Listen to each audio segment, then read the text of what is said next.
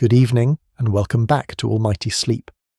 There is a city on this earth that three of the world's great religions call holy, that has been conquered, destroyed, rebuilt, and fought over more times than almost any other place in human history, and that sits on a small rocky ridge in the Middle East that, if you saw it without knowing its name, you might wonder what all the fuss was about.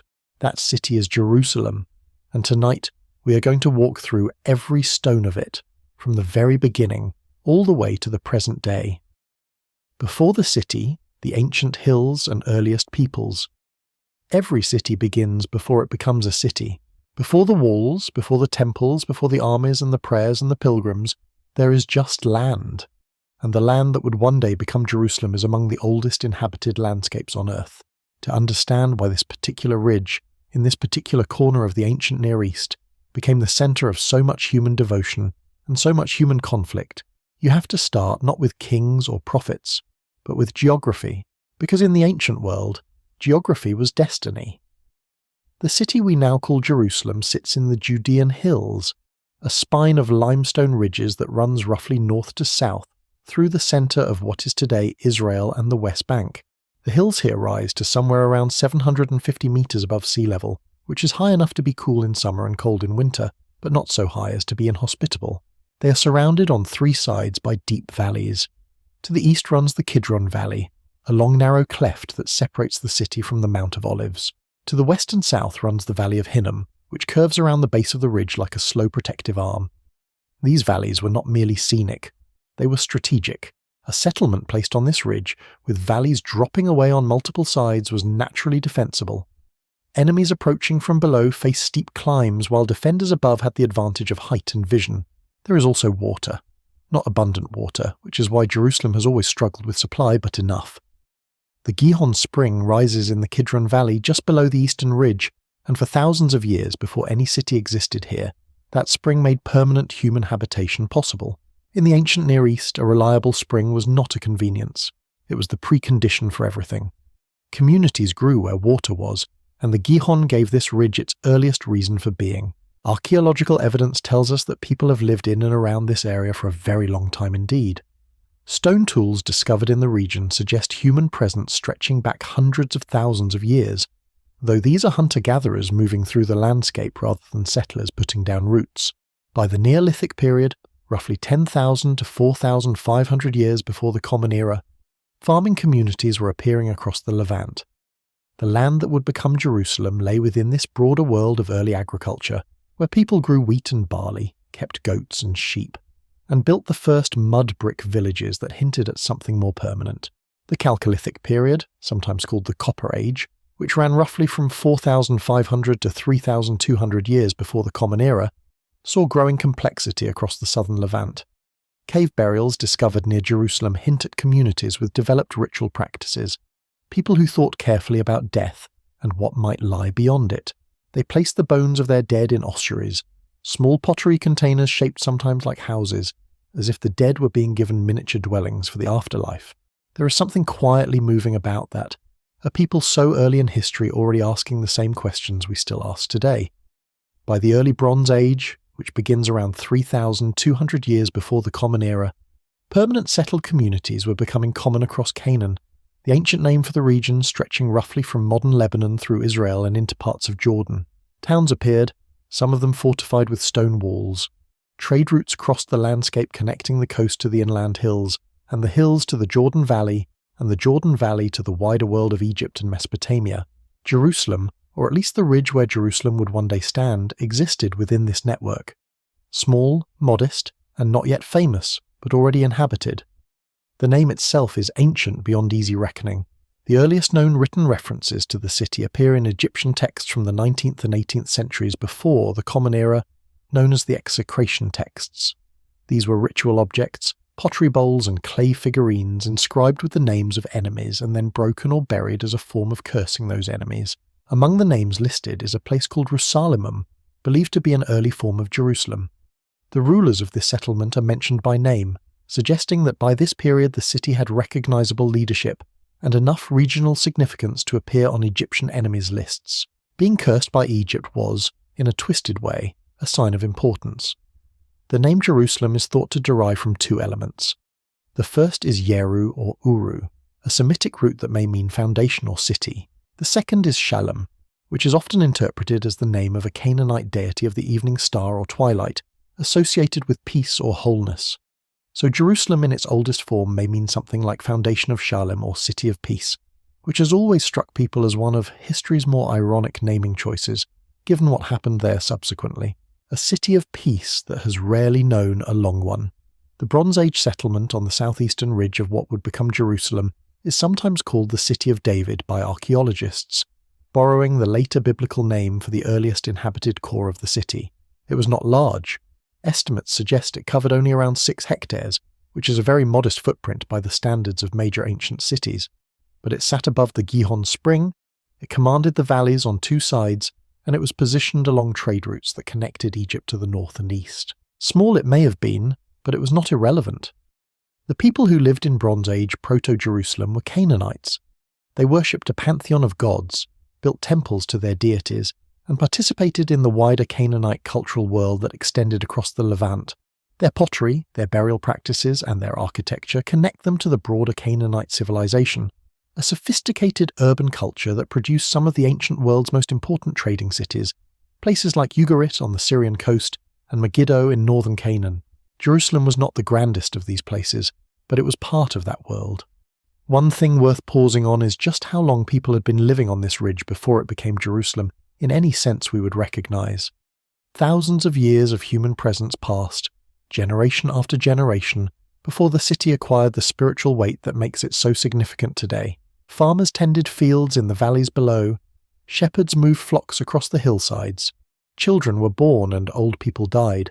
The spring flowed and the seasons turned, and nobody knew that this small limestone ridge would one day stand at the center of 3 world religions, that armies from Babylon and Persia and Greece and Rome and Arabia and Europe would all, in their turn, come here to fight and pray and argue over who truly owned this ground. History is funny that way. The places that matter most rarely announce their importance in advance. They just accumulate it, slowly, through the choices and the passions and the beliefs of the people who happen to live there. And the people who lived on this ridge in the Bronze Age were simply living their lives in the oldest human way, connected to a spring and sheltered by valleys and trading with their neighbours and honouring their gods. That ordinary life was about to become something else entirely, because in the first millennium before the Common Era, a series of events would transform this modest hilltop settlement into one of the most contested and celebrated places on earth. The transformation began not with a divine event, but with a human one, a king, a capture, and a decision that would echo across 3,000 years. But before we get there, we should spend a little more time with the people who held this city before that king arrived, because they had a story too, and it is older than the one most people know. The Canaanites and the Bronze Age city. The world that Jerusalem was born into was the world of Canaan, and Canaan was a far more sophisticated place than it is sometimes given credit for. When most people hear the word Canaanite, they picture something vague and vaguely primitive, a background culture waiting to be replaced by something better. This is not accurate. The Canaanites built cities, developed one of the ancient world's most important writing systems, traded across the Mediterranean, and created religious and literary traditions that directly influenced the cultures that came after them, including the Israelites, including the Phoenicians, including, through a long chain of transmission, yes, the Late Bronze Age, roughly from 1,500 to 1,200 years before the Common Era, was in many ways the high point of Canaanite urban culture. During this period, Canaan was caught in the gravitational field of 2 great powers. To the south was Egypt, whose pharaohs had periodically controlled or exerted influence over Canaan since the Middle Bronze Age.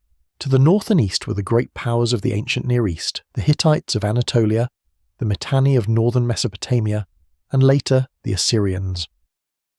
The city-states of Canaan navigated this world of giants with varying degrees of success, paying tribute, forming alliances, and sometimes suffering conquest. Jerusalem during the Late Bronze Age appears in one of the most remarkable document collections of the ancient world, the Amarna letters. These are clay tablets discovered in Egypt in the 1880s, written in cuneiform script in the Akkadian language, which served as a kind of diplomatic lingua franca of the ancient Near East.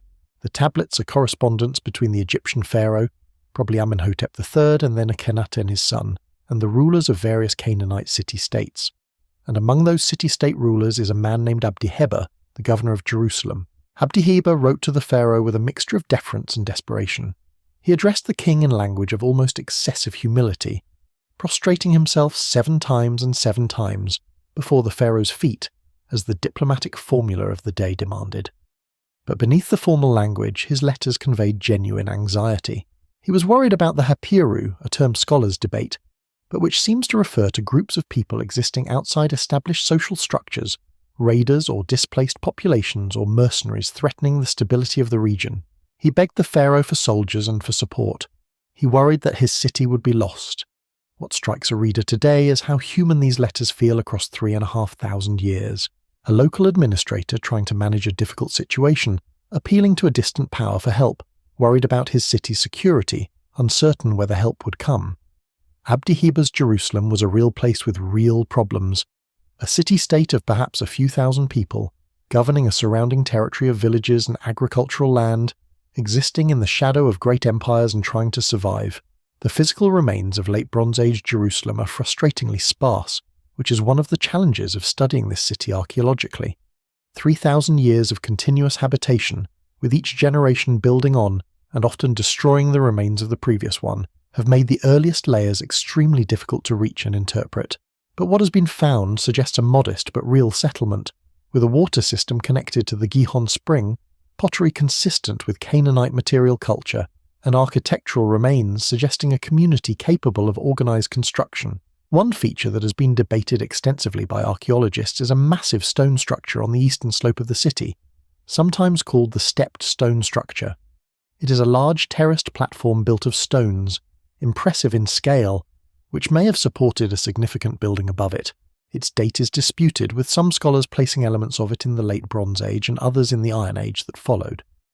But it hints that even in this early period, Jerusalem was capable of significant construction projects, suggesting a level of organization and resources beyond the most basic village life. The religion of Canaanite Jerusalem would have been polytheistic, centered on a pantheon of gods and goddesses.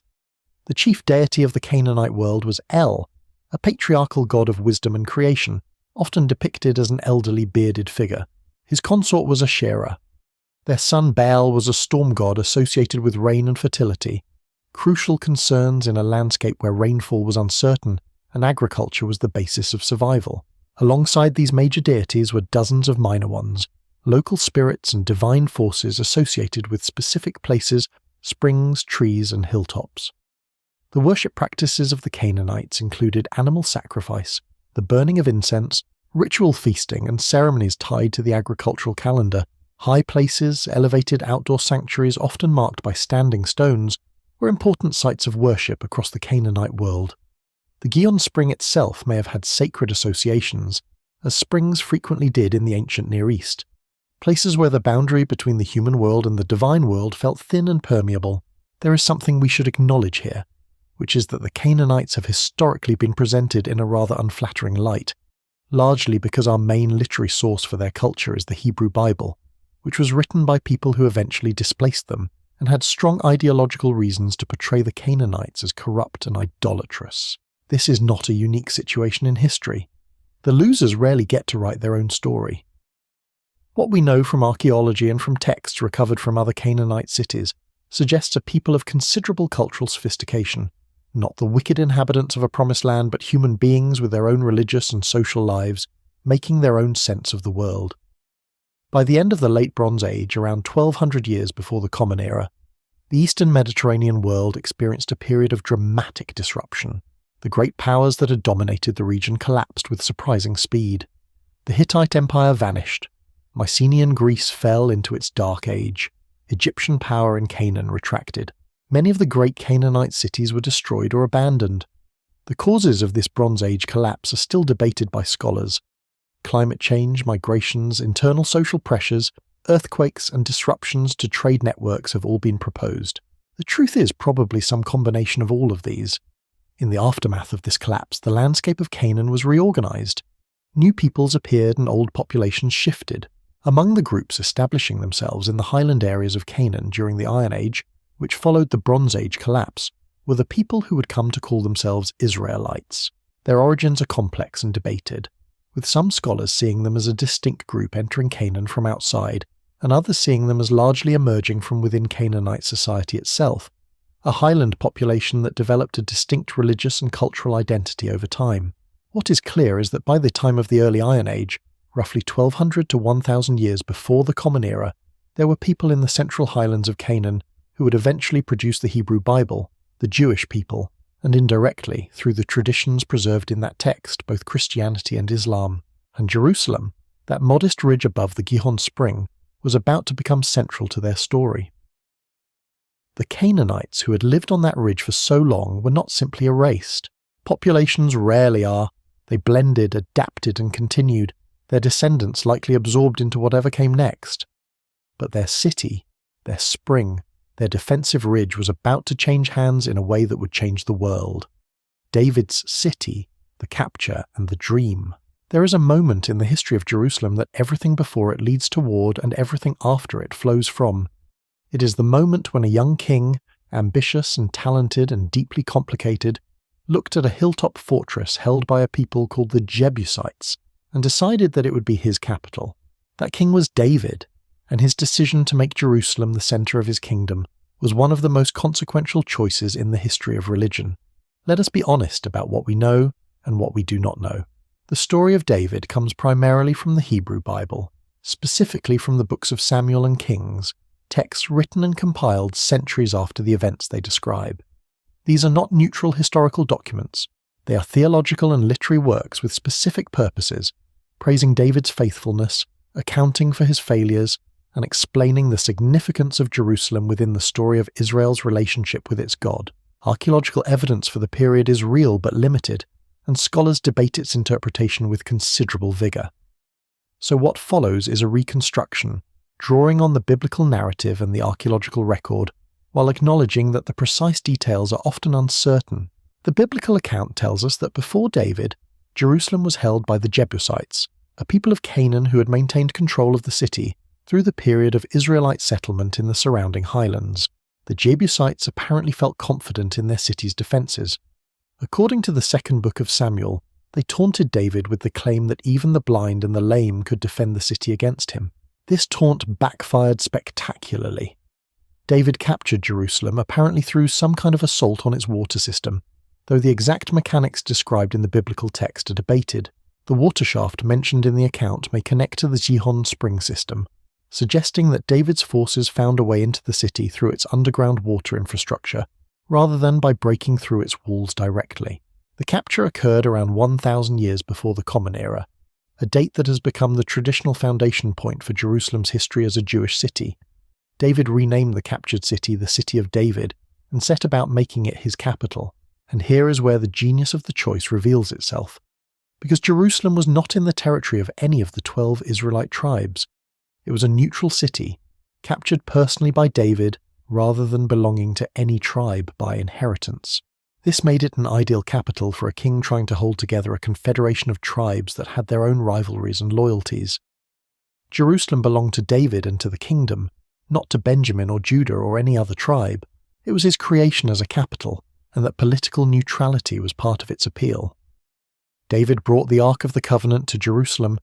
This is one of the most vivid scenes in the entire Hebrew Bible. The Ark was the most sacred object in Israelite religion, a wooden chest overlaid with gold, said to contain the tablets of the law given to Moses on Sinai and understood as the physical presence of God among his people. Bringing the Ark to Jerusalem meant transforming the city from a military capture into a religious centre.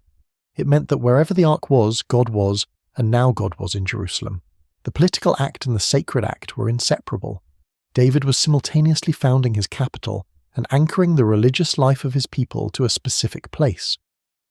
The biblical account of the Ark's arrival is full of exuberant humanity. David danced before the Ark as it was carried into the city, leaping and whirling with what the text describes as all his might, wearing a linen ephod, which was a priestly garment, in a state of religious ecstasy that his wife Michal found undignified for a king. She rebuked him. He defended himself. It is a very human moment. The tension between public dignity and private religious feeling, and it has been painted and debated and preached about for 3,000 years. David wanted to go further. He wanted to build a temple for the Ark, a permanent house for God to dwell in. The idea of a mobile, tent-dwelling god suited a nomadic or semi-nomadic people. But David had a palace now, made of cedar wood sent by his ally Hiram, king of Tyre. It seemed wrong to him that his own house should be grander than the tent of God. He proposed to build a temple. But the biblical narrative says that God refused this offer, at least from David's hands. The reason given is that David was a man of war, a man who had shed blood. The temple would be built instead by David's son, a man of peace. That son was Solomon. This refusal did not diminish David's relationship with Jerusalem. He continued to rule from the city for decades, expanding his kingdom through military campaigns that extended Israelite territory from the Negev in the south to Syria in the north, creating what the biblical text presents as a significant regional empire. Jerusalem was the administrative and religious heart of this enterprise, the place from which David governed, from which taxes were collected and armies dispatched and justice administered. The city David ruled was still relatively modest in physical terms. Archaeological excavations on the southeastern ridge have revealed what appear to be structures from this period, though the identification of specific buildings with specific biblical figures is always fraught with difficulty and is a matter of ongoing scholarly debate. What seems clear is that Iron Age Jerusalem was a real and functioning city with administrative capacity and religious significance, though not yet the grand metropolis it would become under Solomon. David's reign was not without its shadows. The Hebrew Bible is remarkably honest, perhaps uniquely so among ancient royal records, about its hero's failures. His affair with Bathsheba, his arrangement of her husband Uriah's death in battle, his failures as a father that led to rebellion by his son Absalom, these are all recorded with a candour that is almost disarming. Here was a man chosen by God who nonetheless did terrible things, and the text does not flinch from saying so. This honesty is part of what has made David such a compelling and enduring figure. He is not a plaster saint. He is a human being of enormous gifts and real moral failures, and his city reflects that complexity.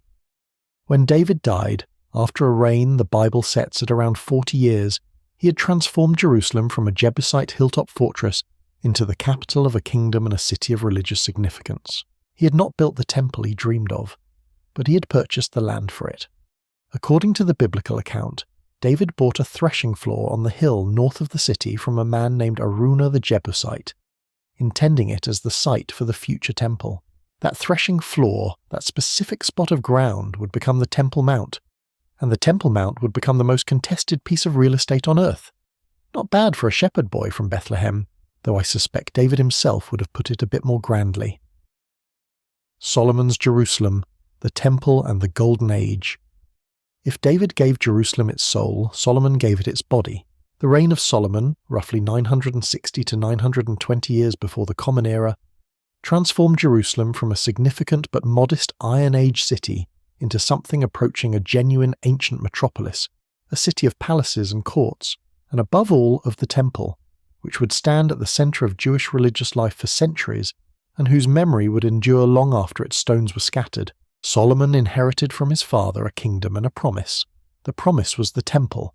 David had prepared the materials, purchased the site, and organised the labour in his final years. Solomon was the one who built it. The construction of the first temple is described in considerable detail in the first book of Kings, a description that has fascinated architects, theologians, and historians ever since. The temple was not enormous by ancient standards.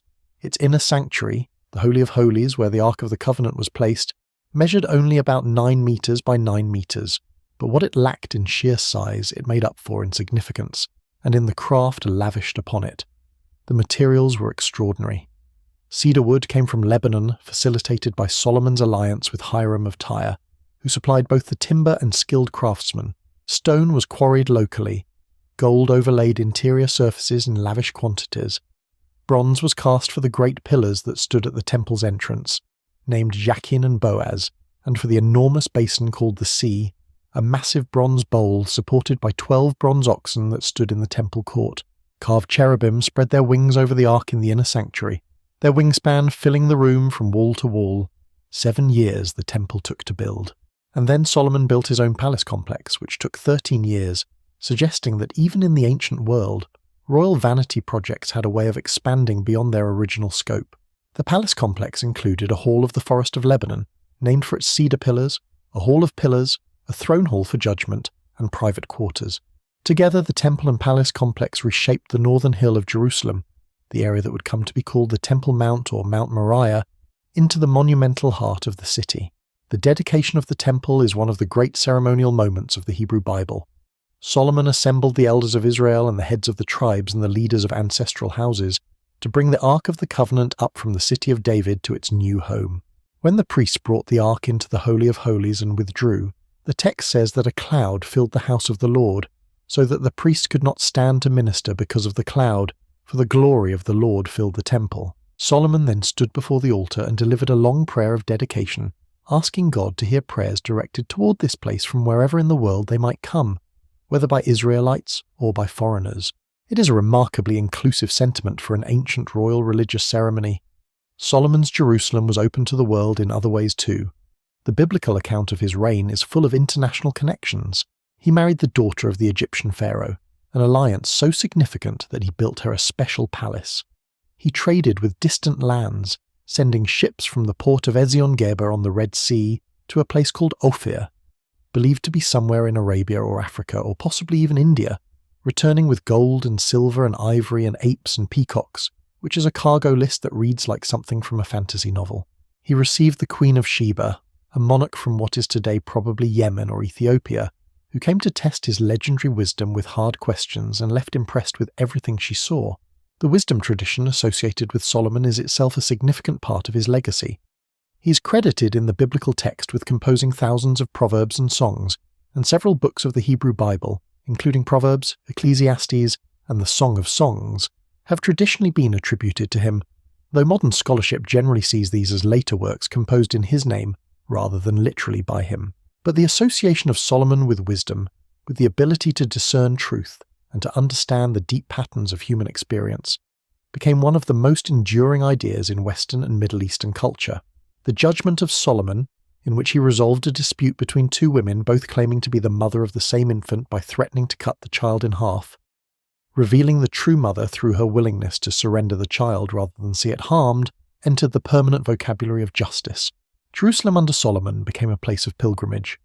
3 times a year, at the festivals of Passover, Shavuot and Sukkot, Israelites from across the kingdom were expected to come to the temple. This brought economic life to the city, created a class of craftsmen and merchants and priests and administrators, and established Jerusalem as the beating heart of Israelite religious identity. The city grew to accommodate this role, spreading beyond the original City of David Ridge northward onto the Temple Mount Hill.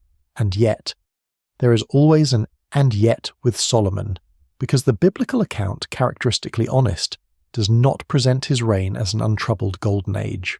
The labour requirements for his building projects were enormous, drawing on a system of forced labour that is described in terms that suggest something not far from conscription. The taxes to fund his court and his building programs were heavy, and in his old age the text accuses him of allowing his many foreign wives to worship their own gods, building high places for their deities on the hills surrounding Jerusalem, a theological failure that the biblical narrative identifies as the cause of the troubles that followed. When Solomon died, around 920 years before the Common Era, the United Kingdom fractured. His son Rehoboam, given the chance to ease the burden Solomon had imposed, chose instead to make them heavier, famously telling the northern tribes that his little finger was thicker than his father's loins, and that if his father had chastised them with whips, he would chastise them with scorpions. This was not a politically wise thing to say. The northern tribes split away, forming the kingdom of Israel under a man named Jeroboam. The southern kingdom, consisting mainly of the tribes of Judah and Benjamin, and centered on Jerusalem, became known as the Kingdom of Judah. Jerusalem remained the capital of Judah. The temple remained. The Davidic dynasty continued to rule, but the grand united kingdom was gone, and with it went some of the security that had made Solomon's Jerusalem possible. The world outside was not getting simpler. The great powers to the north and east were watching: division, decline, and the Assyrian shadow. The division of Solomon's kingdom into Israel in the north and Judah in the south was not merely a political inconvenience. It was a fracturing of the religious and cultural unity that Jerusalem had briefly represented. The northern kingdom of Israel established its own sanctuaries, its own religious practices, and its own royal dynasty. Jerusalem, which had been the capital of all Israel, became the capital of Judah alone, a smaller and in some ways more vulnerable kingdom, though one that retained what the biblical narrative considered the most important things: the temple and the Davidic line. For the next 2 centuries, Jerusalem existed in the complex and often dangerous world of the ancient Near East, navigating shifting alliances and paying tribute to more powerful neighbours when necessary. The city experienced the rhythms of ordinary ancient urban life. Priests performed sacrifices and maintained the temple. Merchants traded in markets. Farmers brought produce in from the surrounding villages. The city grew and contracted with the fortunes of the kingdom around it. The prophets were a significant feature of this world. The 8th and 7th centuries before the Common Era produced a remarkable series of prophetic voices who challenged the religious and social life of both Israel and Judah in language of extraordinary literary power. Isaiah and Micah prophesied during the reign of the Judean king Hezekiah, addressing the city of Jerusalem with visions of both doom and hope.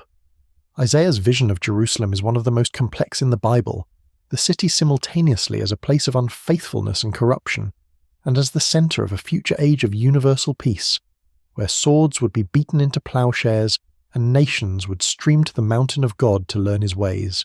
These visions of Jerusalem as a future centre of peace and divine presence would echo through centuries of Jewish, Christian, and Islamic thought, shaping the meaning of the city long after its physical form had changed beyond recognition. The immediate reality, however, was considerably less peaceful. The kingdom of Israel to the north came to a catastrophic end in 722 years before the Common Era, when the Assyrian king Sargon II conquered Samaria, the northern capital, and deported large portions of the Israelite population to other parts of the Assyrian Empire. This was Assyrian policy, the mass deportation and resettlement of conquered peoples to break their cultural and political cohesion. The 10 tribes of the northern kingdom scattered across the Assyrian world and lost their distinct identity. They became the 10 lost tribes of Israel, a designation that has inspired speculation and searching ever since. Judah and Jerusalem survived this disaster, but only barely, and only through a combination of tribute, diplomacy, and what the biblical narrative presents as divine intervention. The Assyrian king Sennacherib launched a campaign against Judah in 701 years before the Common Era, during the reign of the Judean king Hezekiah. His annals, preserved on clay prisms discovered by archaeologists in the 19th century, boast that he shut up Hezekiah in Jerusalem like a bird in a cage. The Assyrian army devastated Judah's countryside and took dozens of towns, but Jerusalem itself was not taken. Hezekiah had prepared for this crisis.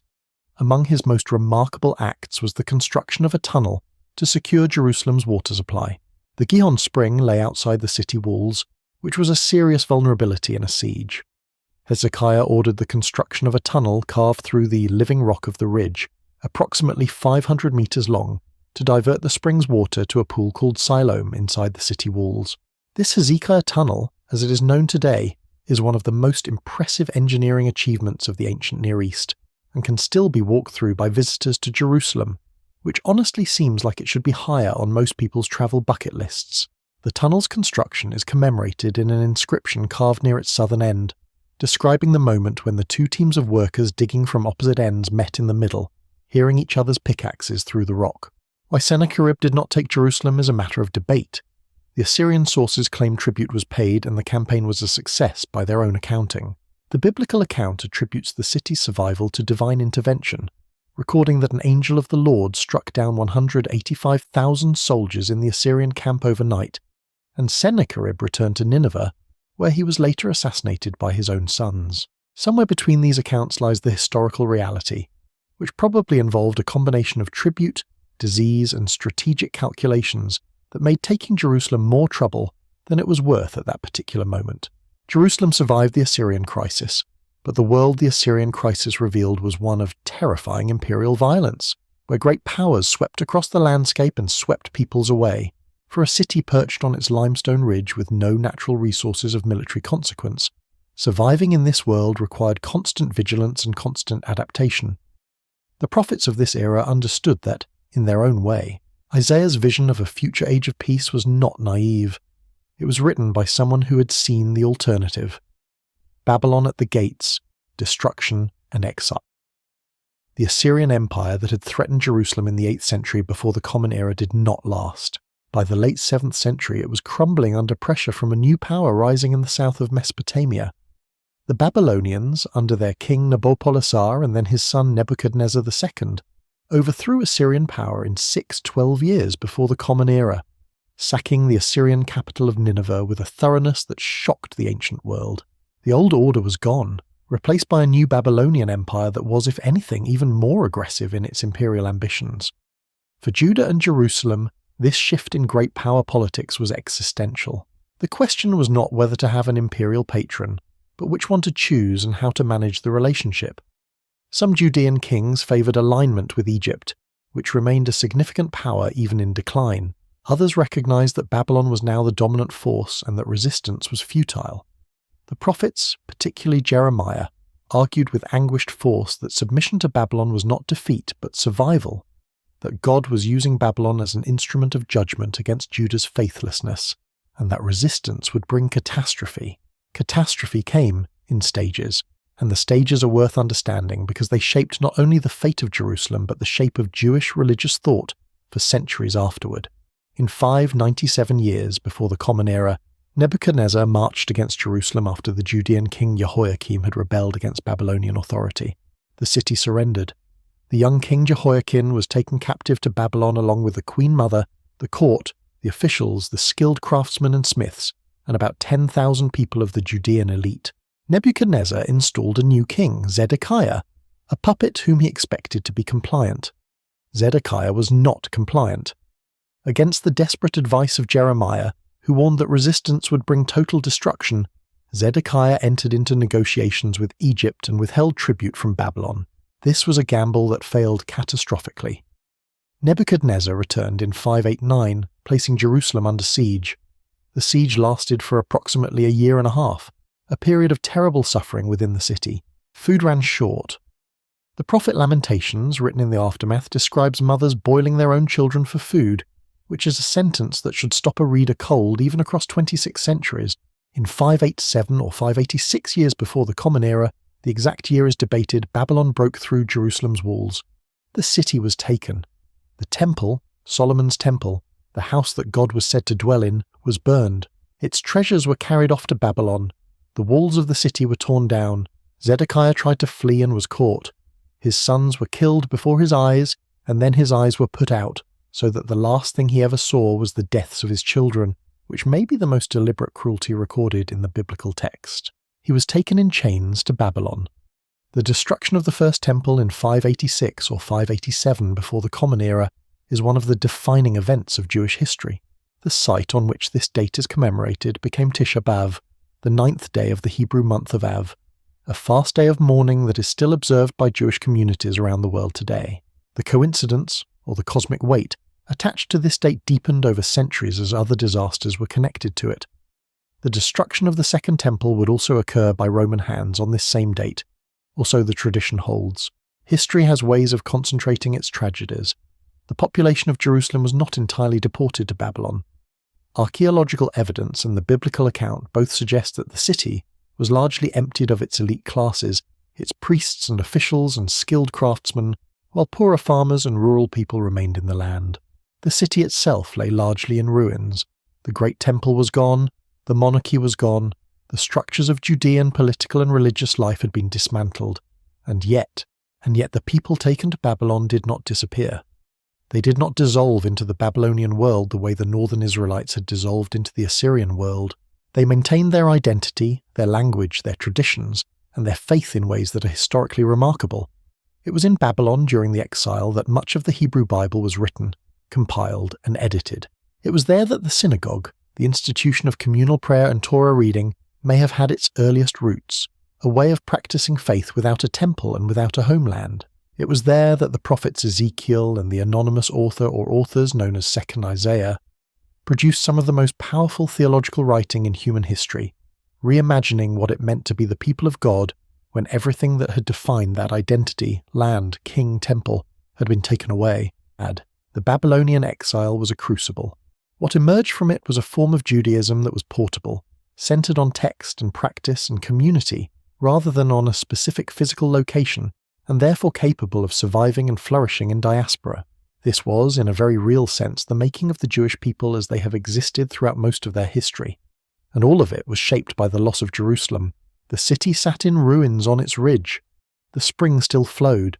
The valleys still protected the empty hillside. But the people who had made it holy were gone, sitting by the rivers of Babylon, weeping when they remembered Zion. That is how the psalm puts it, and there is something in those few words that contains the entirety of the exile's emotional reality.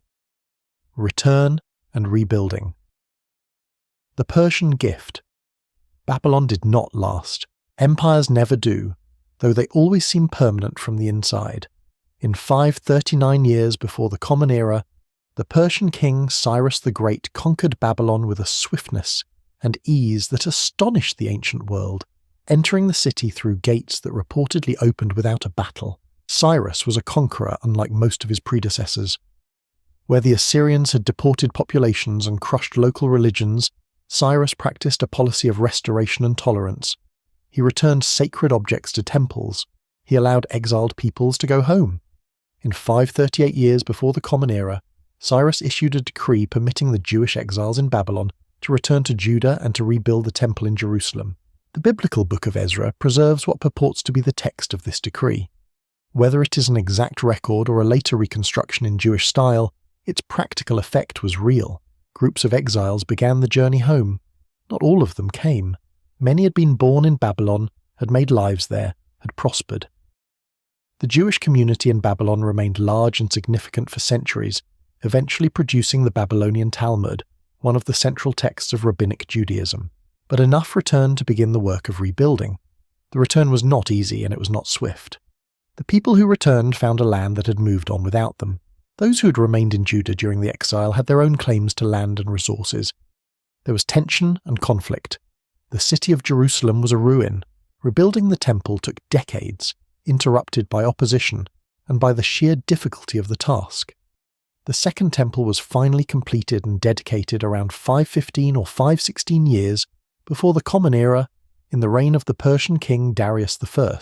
Accounts suggest that older people who'd seen Solomon's temple wept when they saw the new building, because it did not match the grandeur of what had been lost. Persian Judah, called Yehud by the Persians, was a small administrative province within the vast Achaemenid Empire. It was not independent, it had no king of the Davidic line. The leadership of the Jewish community was shared between the governor, appointed by the Persians, and the high priest, who became increasingly important as the temple was re-established. This shared authority between political and religious leadership would shape the character of Jewish governance for centuries. Two figures dominate the story of the Restoration period as the biblical texts present it. The first is Ezra, a scribe and priest who brought a group of exiles from Babylon to Jerusalem and carried with him the Torah, the law of Moses, which he read publicly to the assembled people in a ceremony of covenant renewal. Ezra's reading of the law is presented as a founding moment, a rededication of the community to its religious identity. The second is Nehemiah, a Jewish official at the Persian court who received permission from the king to go to Jerusalem as governor and to rebuild the city's walls. Nehemiah's account of the wall building is vivid and practical, a record of organizational effort, community mobilization, and political opposition from neighboring groups who were not pleased to see Jerusalem strengthened. The rebuilt walls and the rebuilt temple gave Jerusalem its basic shape for the Persian period. The city remained modest in size, considerably smaller than it had been in the late monarchy period, but it was functioning again. The temple cult was re-established, the feasts and sacrifices resumed. Pilgrims came. The city began, slowly, to reclaim its role as the centre of Jewish religious life. The Persian period, which lasted until Alexander the Great arrived in the 4th century before the Common Era, was in many ways a formative time for Judaism. The Hebrew Bible took something close to its present form during these centuries. The Torah was established as the authoritative text of the Jewish community. Synagogue worship developed alongside temple worship. The identity of the Jewish people was being defined with increasing clarity as a community bound by law, by text, and by the memory of a covenant with God rather than simply by territory or political structures. Jerusalem in the Persian period was not the magnificent city it had been under Solomon or would become under Herod, but it was alive, and in that aliveness, in that stubborn refusal to disappear despite exile and destruction, lay something that would prove more durable than any particular set of walls: Alexander and the Hellenistic city. In 332 years before the Common Era, a young Macedonian king arrived in the Near East and changed it forever. Alexander III of Macedon, who would become Alexander the Great, had already conquered Persia and was sweeping through the Levant on his way to Egypt when Jerusalem entered his story. The encounter between Alexander and Jerusalem is briefly recorded in ancient sources, though the details are somewhat hazy, and the later Jewish tradition dressed the meeting in legendary garb. What seems clear is that Alexander passed through Judea during his campaign, and that Jerusalem, recognizing the futility of resistance against a force that had just taken far greater cities, submitted peacefully. The Jewish historian Josephus, writing in the 1st century of the Common Era, preserves a colourful story in which Alexander was met by the high priest Jaddua in ceremonial robes and bowed down before him, explaining that he recognized the god whose priest this was because he had seen this figure in a dream before his campaigns. He then entered the city peacefully and offered sacrifice in the temple. This story has the feel of legend, but it reflects an important truth, which is that Jerusalem's relationship with Alexander, whatever its exact nature, was generally peaceful. The coming of Alexander opened a new chapter not only for Jerusalem but for the entire Jewish world. Alexander's conquest spread Greek language, culture, and political structures across the Near East in what historians call the Hellenistic period. Greek became the lingua franca of the Eastern Mediterranean. Greek-style cities with their gymnasiums and theatres and philosophical schools sprouted across the landscape. The cultural mixing of Greek and local Near Eastern traditions produced one of the most creative and turbulent periods in ancient history. For the Jewish community, Hellenism presented both opportunity and challenge. On the opportunity side, the Jewish diaspora now spread across a world connected by Greek language and trade, and Jews found places in the cities and courts of the Hellenistic kingdoms that succeeded Alexander's empire. On the challenge side, Hellenistic culture had a powerful gravitational pull toward assimilation. Greek ways of thinking, Greek ways of living, Greek religious practices, Greek gymnastics performed in the nude, which scandalized more traditionally minded Jews who felt that this was not a development that needed to happen on the streets of Jerusalem. All of this created enormous pressure on Jewish distinctiveness. After Alexander's death in 323 before the Common Era, his empire was divided among his generals. Judea and Jerusalem initially fell under the control of the Ptolemaic dynasty, the successors based in Egypt. The Ptolemies were generally tolerant rulers who left Jewish religious practice largely undisturbed in exchange for taxes and loyalty. During the 3rd century before the Common Era, under Ptolemaic rule, the Hebrew scriptures were translated into Greek, a translation known as the Septuagint, making Jewish scripture accessible to the wider Greek-speaking world for the first time. This was a cultural event of enormous significance because it allowed Greek-speaking Jews and eventually non-Jewish readers to access texts that had previously been locked within the Hebrew language. The character of Jerusalem in the Hellenistic period was shaped by this tension between tradition and assimilation. The temple continued to function. The high priesthood continued to hold authority. But the city existed within a broader Greek cultural world, and elements of that world were seeping in, whether through commerce or through deliberate adoption, by members of the Jewish elite who saw Hellenism as the path to success in the wider world. The situation became dramatically more complicated when control of Judea passed from the Ptolemies to the Seleucid dynasty, the successors based in Syria, following the Battle of Panion in 198 years before the Common Era. The Seleucids were initially welcomed by many Jews and brought certain benefits, but they also brought more intense cultural pressure and eventually something far worse, a king who decided that Judaism itself needed to be eliminated. What happened next produced one of the most remarkable stories in Jewish history, and one that is still celebrated by Jewish families every winter. The Maccabees and the Hanukkah Revolt. The Seleucid king Antiochus IV, who ruled from 175 to 164 years before the Common Era, gave himself the title Epiphanes, meaning God manifest. His enemies called him Epimanes, meaning the madman. History has tended to agree with his enemies.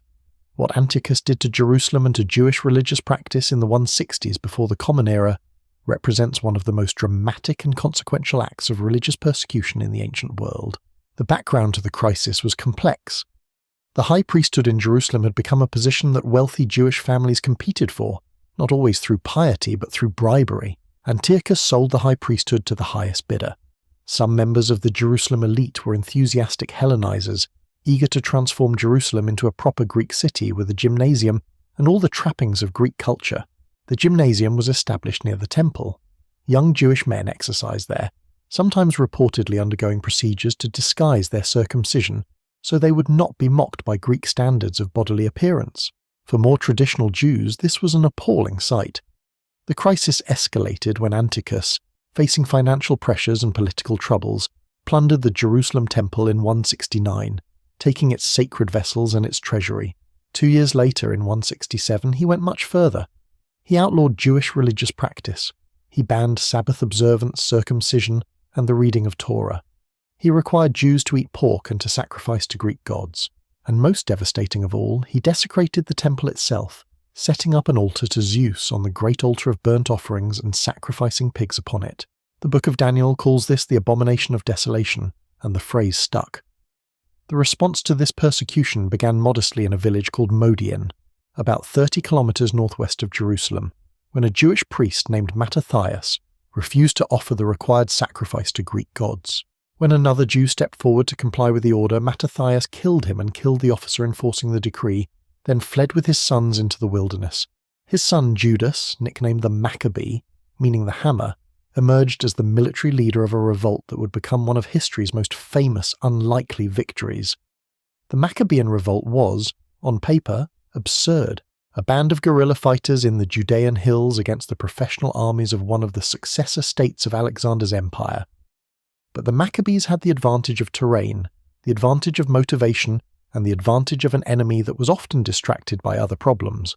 Judas won a series of battles against Seleucid forces, gradually gaining control of more territory, and in 164 years before the Common Era, just 3 years after the desecration, he recaptured Jerusalem and rededicated the temple. The rededication of the temple is the event commemorated by Hanukkah. According to the tradition preserved in the Talmud, when the Maccabees came to rededicate the temple, they found only one small cruse of ritually pure olive oil, enough to keep the temple's menorah burning for a single day. But the oil burned not for 1 day but for 8, just long enough for new oil to be prepared. This miracle of the oil is why Hanukkah is celebrated for 8 nights, with candles added each evening. It is worth noting that this miraculous element does not appear in the earliest accounts of the rededication in the books of Maccabees, but was added in later rabbinic tradition. Whether the miracle is historical or not, the event it commemorates, the recapture of Jerusalem and the rededication of the temple by a small group of fighters against what seemed impossible odds, is real. The Maccabean revolt produced the Hasmonean dynasty, the family of Mattathias and Judas that ruled Judea for about a century. This was the first period of Jewish political independence since the Babylonian conquest, and it was a complicated independence. The Hasmoneans expanded Jewish territory through military conquest and forced conversion of neighboring peoples, something that caused theological controversy since the Torah does not mandate forced conversion. They combined the roles of high priest and king in a single person, which was also theologically contested, since traditionally kingship belonged to the Davidic line and priesthood to the Aaronic line, and these were not supposed to overlap. The Hasmoneans produced the Pharisees and the Sadducees, the 2 great religious parties of the late Second Temple period, whose disagreements about law and tradition and resurrection of the dead would echo through the New Testament. And the Hasmoneans quarrelled among themselves, as ruling families tend to do, with a particularly spectacular family quarrel in the middle of the 1st century, before the Common Era bringing in a power that would transform Jerusalem once again. That power was Rome, and Rome, as usual, came in response to an invitation and ended up staying forever. Rome arrives. Pompey, Herod, and the transformation of Jerusalem. In 63 years before the Common Era, the Roman general Gnaeus Pompeius Magnus, known to history as Pompey the Great, besieged Jerusalem. He was not there as a conqueror in the usual sense. He had been invited. 2 Hasmonean brothers, Hyrcanus II and Aristobulus II, were fighting each other for control of the kingdom, and both sent delegations to Pompey, who was in the region organizing Rome's eastern provinces, asking him to adjudicate their dispute. Pompey backed Hyrcanus. Aristobulus and his supporters retreated into the temple complex and refused to submit. The siege of the Temple Mount lasted 3 months. When Pompey's forces finally broke through, they entered the Holy of Holies, the innermost sanctuary of the temple where only the high priest was permitted to go, and only once a year. What he found there astonished him. Nothing. No idol, no statue, no image. The holiest space in Judaism was empty, containing nothing visible, only the divine presence that no human eye could see. Pompey, to his credit, did not plunder the temple's treasures. He was impressed enough by what he had seen, or not seen, to leave them alone. He did, however, confirm Hyrcanus as high priest and effectively made Judea a client state of Rome. Rome's arrival changed everything. The Hasmonean kingdom lost its independence. A succession of Roman governors and client kings managed the region. And then, from the unlikely direction of an Idumean family that had been forcibly converted to Judaism under the Hasmoneans, emerged one of the most significant and most controversial figures in Jerusalem's history. His name was Herod, and he would build Jerusalem into one of the greatest cities of the ancient world. Herod the Great, who ruled from 37 to 4 years before the Common Era, was a builder of genius and a tyrant of the first order. He was not from a traditional Jewish family. His father Antipater was an Idumean, from a people who had been converted to Judaism by the Hasmoneans, and many Jews of his day regarded Herod as not truly Jewish at all, a half-Jew as his enemies called him. He owed his throne entirely to Roman support, having ingratiated himself with first Mark Antony, and then, after Antony's defeat, with the victorious Octavian who became Augustus. He was skilled in the dangerous game of Roman patronage politics, always knowing which way the wind was blowing. His personal life was catastrophic in a way that almost seemed staged for dramatic effect. He was suspicious to the point of madness, executing members of his own family on suspicion of plotting against him, including his beloved wife Mariamne, a Hasmonean princess whose execution he is said to have deeply regretted. He had 10 wives, which sounds like the premise of a very stressful situation. He executed 2 of his own sons. Augustus reportedly said that it was safer to be Herod's pig than his son, a wry reference to the fact that at least Jewish dietary law protected the pig from the dinner table. But Herod built. The scale and ambition of his building programs were extraordinary, essentially unprecedented in the Jewish world and remarkable even by the standards of Rome. He built the port city of Caesarea Maritima, constructing an artificial harbour of enormous size that astonished ancient engineers. He built the fortress of Masada on its isolated desert plateau, a palace fortress of remarkable elegance that would achieve its own terrible fame 3/4 of a century after his death. He built or rebuilt numerous other sites across his kingdom, and in Jerusalem he built the Temple Mount. The original Temple Mount as established in the Second Temple period was a modest platform. Herod expanded it dramatically, extending it in all 4 directions and enclosing it within massive retaining walls of enormous ashlar blocks, some weighing hundreds of tons. The platform he created was the largest artificial esplanade in the ancient world, covering about 36 acres. On this platform, he rebuilt the temple itself in marble and gold, making it one of the most spectacular religious buildings in the entire Roman world. The Western Wall, which is the holiest accessible site in Judaism today, is the western retaining wall of Herod's Temple Mount. When Jews pray there, they are touching stones cut and placed by Herod's workers 2,000 years ago. The scale of those stones is still arresting. Some of the individual stones in the lower courses of the Western Wall are among the largest hewn stones in the ancient world, weighing hundreds of tons each. Standing before them, you understand viscerally that this was a building program of extraordinary ambition. Herod also built palaces within Jerusalem, an upper palace on the western hill of the city, and the Antonia fortress at the northwestern corner of the Temple Mount named for his patron Mark Antony. He expanded the city's population through his building programs, which attracted workers, merchants, and craftsmen from across the region. By the 1st century of the Common Era, Jerusalem may have had a population of somewhere between 40,000 and 80,000 permanent residents, swelling to considerably more during the great pilgrimage festivals. Herod died in 4 years before the Common Era, probably of a combination of diseases described in ancient sources in deeply unpleasant terms. He had managed to rebuild Jerusalem into one of the most impressive cities of the ancient world, to maintain his throne for over 3 decades in the treacherous world of Roman client kingship, and to be despised by most of his subjects throughout. The Matthew Gospel associates his reign with the massacre of the innocents, the killing of infant boys in Bethlehem, in response to reports of a new king's birth. Most historians are skeptical that this specific event occurred as described, but the notion of Herod ordering executions to protect his power is entirely consistent with everything else known about him. He was absolutely capable of it. The Jerusalem Herod left behind was a magnificent, troubled, complex city. The temple gleamed on its expanded platform. The streets were full of pilgrims and merchants and priests and Roman soldiers.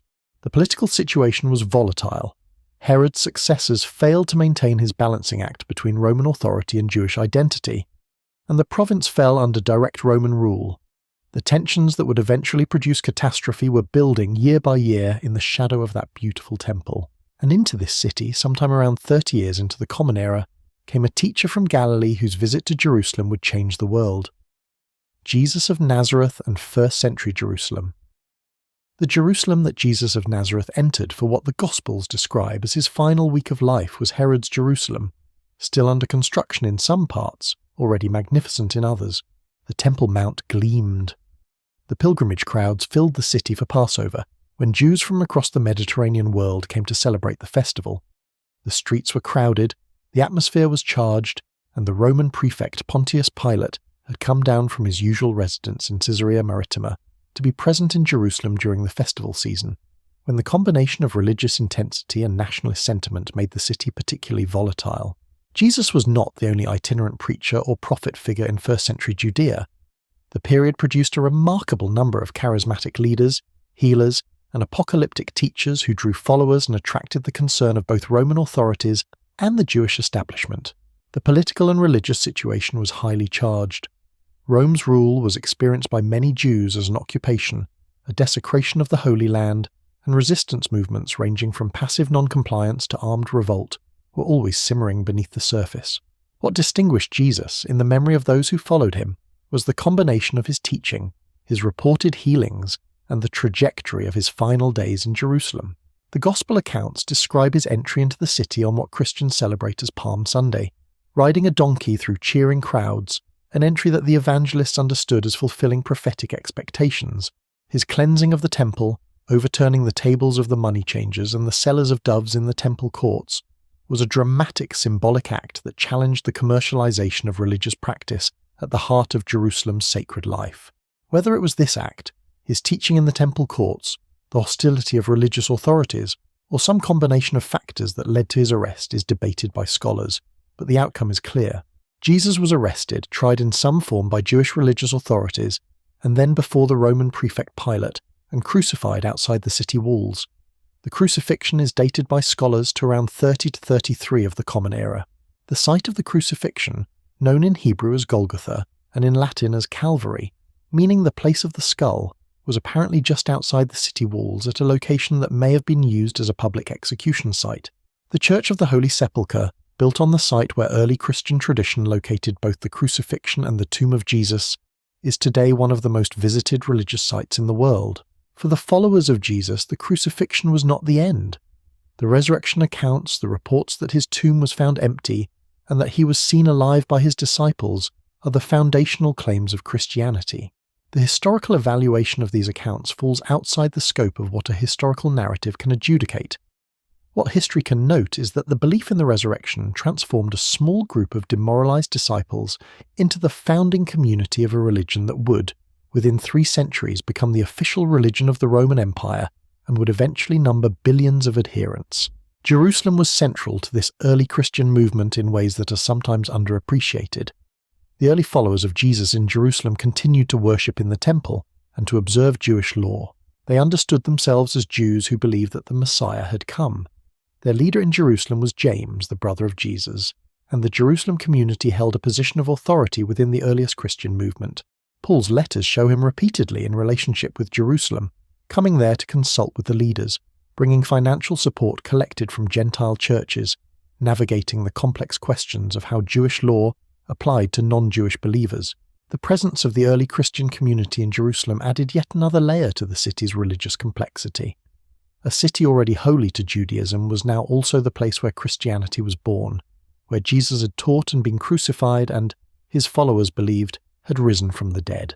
This layering of religious significance would only deepen over the following centuries. For most of the inhabitants of first-century Jerusalem, of course, the Jesus movement was one of many currents in a complex religious landscape. The city in the decades after Jesus' death was full of political tension, prophetic movements, and apocalyptic expectation. Rome's rule grew more brutal. Jewish resistance grew more organized. The city was heading toward a catastrophe that would dwarf anything it had experienced since the Babylonian conquest. The Great Revolt and the destruction of the Second Temple. What happened in Jerusalem between 66 and 70 of the Common Era was one of the most catastrophic events in ancient history, and one of the most consequential for both Judaism and Christianity. The Great Jewish Revolt against Rome produced a siege and destruction of Jerusalem that left the city in ruins for the second time in its history, and destroyed the Second Temple in a conflagration that forever altered the nature of Jewish religious life. The revolt had been building for decades. Roman governors of Judea in the years before the revolt ranged from incompetent to actively corrupt, provoking Jewish sensibilities with unnecessary affronts and failing to manage the complex religious and political tensions of the province. Jewish society itself was fractured, with multiple factions: the Pharisees, the Sadducees, the Essenes, the Zealots, the Sicarii, all operating with different visions of how Jews should relate to Roman rule and to each other. The Jewish historian Josephus, who participated in the early stages of the revolt as a Jewish commander, before surrendering to Rome and later writing his account of the war, described a city consuming itself with internal violence, even as the Roman armies closed in from outside. The revolt broke out in 66 of the Common Era, when the Roman prefect Gessius Florus seized funds from the temple treasury, provoking riots that quickly escalated beyond the capacity of the local Roman garrison to control. A Roman relief force under the governor of Syria marched on Jerusalem but was ambushed, and suffered a humiliating defeat at the Battle of Beth Horon. This unexpected early success emboldened the revolutionaries, but also made Roman response inevitable. The Emperor Nero dispatched his most experienced general Vespasian to crush the revolt. Vespasian's campaign methodically reduced the Jewish countryside before turning to Jerusalem. His son Titus commanded the final siege of the city, which began in the spring of 70 of the Common Era. The timing was catastrophic for the besieged population, because it coincided with Passover, when pilgrims from across the Jewish world had flooded into Jerusalem for the festival, swelling the city's population dramatically. These pilgrims became trapped inside the walls as Titus's 4 legions surrounded the city. The siege was a prolonged horror. Josephus's account describes the conditions inside the besieged city with a vividness that is almost unbearable to read. Famine was devastating. The factions inside the city continued fighting each other even as they starved. People ate belts and shoe leather. Josephus records instances of people being tortured by their neighbours who suspected them of hiding food. A wealthy woman named Mary of Bethzur reportedly killed, cooked, and ate her infant son, an act of desperation so extreme that it became a kind of emblem of the siege's absolute horror. Outside the walls, Roman soldiers crucified captured Jews by the hundreds, lining the roads around the city with crosses. Josephus says that space ran short for the crosses. The Romans breached the outer walls, then the inner walls, then fought their way toward the temple. On the 9th day of the Hebrew month of Avi, the day that Jewish tradition had already associated with the destruction of the first temple by Babylon, the second temple caught fire. Whether the fire was ordered by Titus or started accidentally, or was set by defenders who preferred to destroy what they could not save, is disputed in the ancient sources.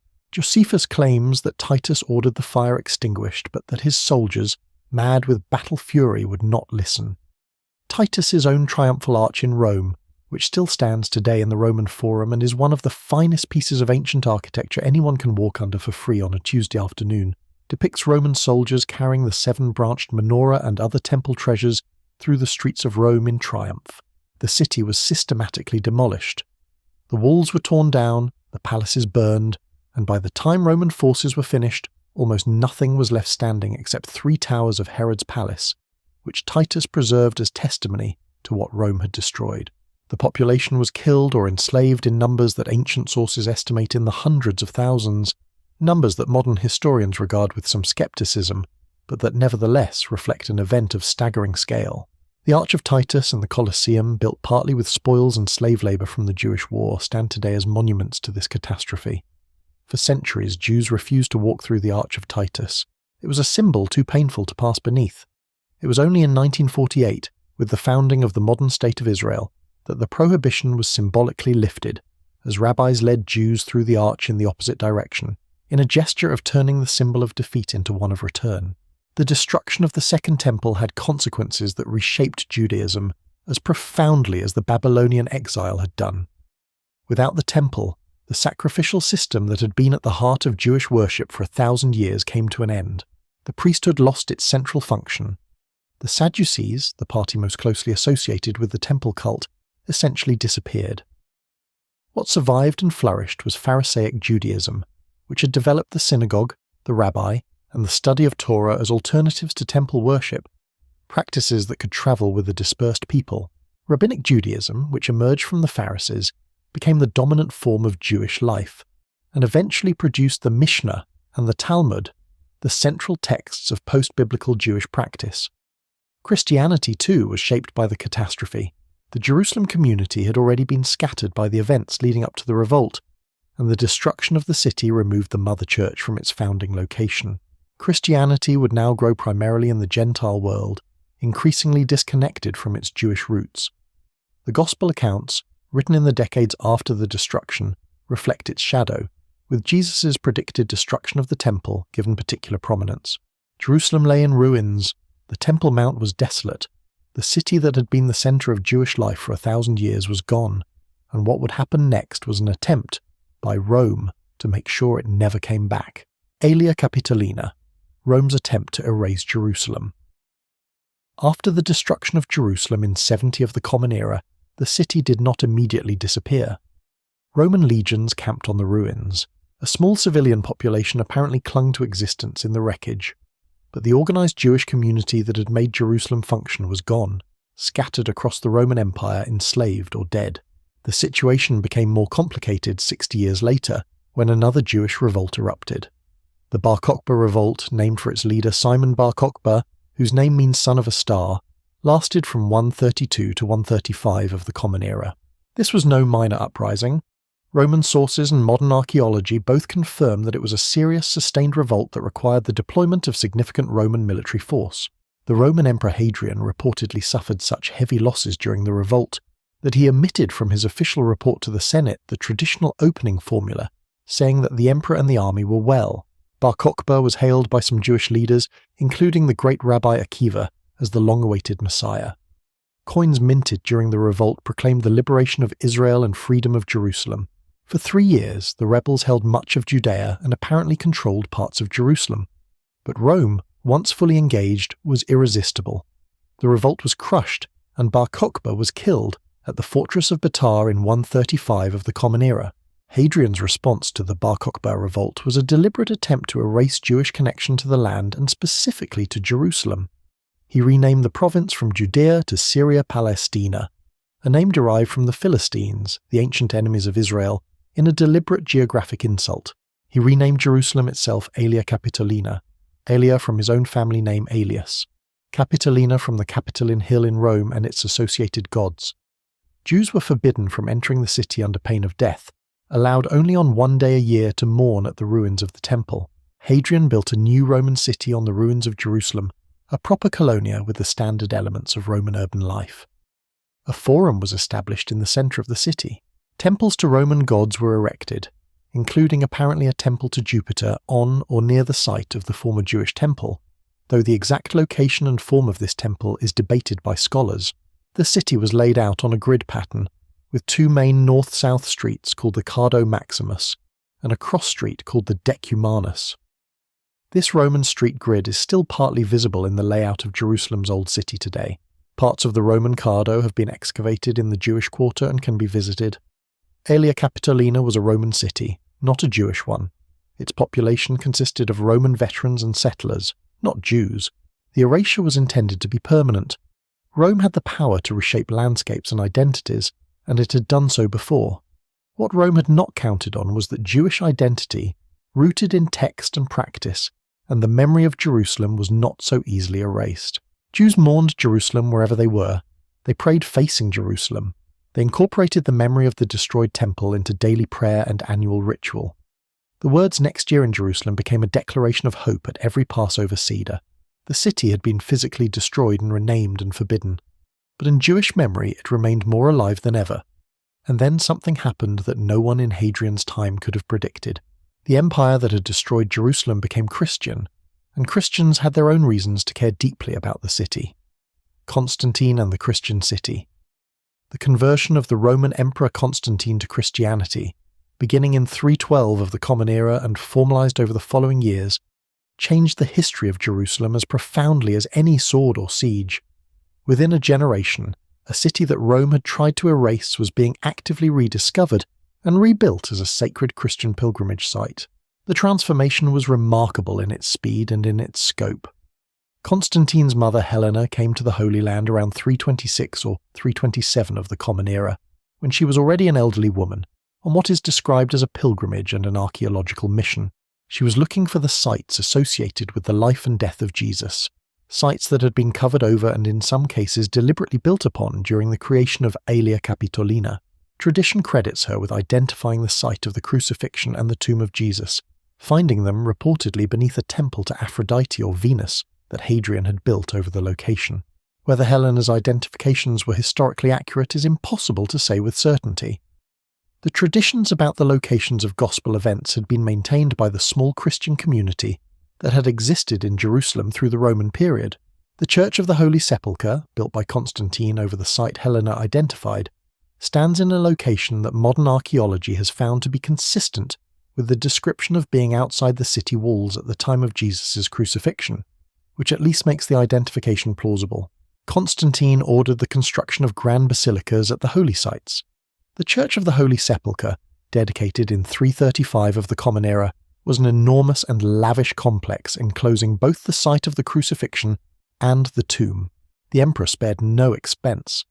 Helena also identified and marked the site of Jesus' birth in Bethlehem, where the Church of the Nativity was built, and the site of the Ascension on the Mount of Olives.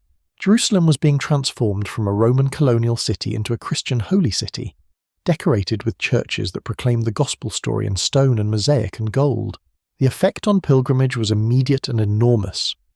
Christians from across the Roman Empire began making their way to Jerusalem to walk where Jesus had walked, to see the places described in the Gospels, to touch the stones. One of the most vivid early records of this pilgrimage culture is the account of Egeria, a 4th century woman, probably a nun from somewhere in the Western Roman Empire, who travelled to the Holy Land and wrote detailed letters home describing the liturgy and the sites and the enormous crowds of pilgrims. Her account is full of life, curiosity, and genuine religious feeling, a traveller's account from 16 centuries ago that reads with surprising immediacy. For the Jewish population, this transformation of Jerusalem into a Christian city was a painful irony. They were still largely excluded from the city by the prohibition on Jewish residence, though there are indications that this was sometimes enforced more loosely than officially stated, and that some Jews lived in or near Jerusalem during the Byzantine period. The Temple Mount, the site of both temples and the holiest place in Judaism, was left deliberately desolate by the Christian authorities. It served as a rubbish dump, a visual symbol in Christian theology of the rejection of Judaism and the supersession of the Old Covenant by the New. This theological claim that Jerusalem's Christian transformation proved Jewish rejection and Christian triumph was deeply embedded in the Byzantine Christian understanding of the city. It was also profoundly wrong as a piece of human decency, and its consequences would be felt in Jewish-Christian relations for many centuries. The Byzantine period saw Jerusalem grow into a significant Christian city with churches, monasteries, hospices for pilgrims, and a resident bishop who eventually became the Patriarch of Jerusalem, one of the most senior figures in the early Christian hierarchy. The city's population grew. Pilgrims brought economic life. Theologians debated. Monks prayed in the desert hills and in monasteries on the Mount of Olives.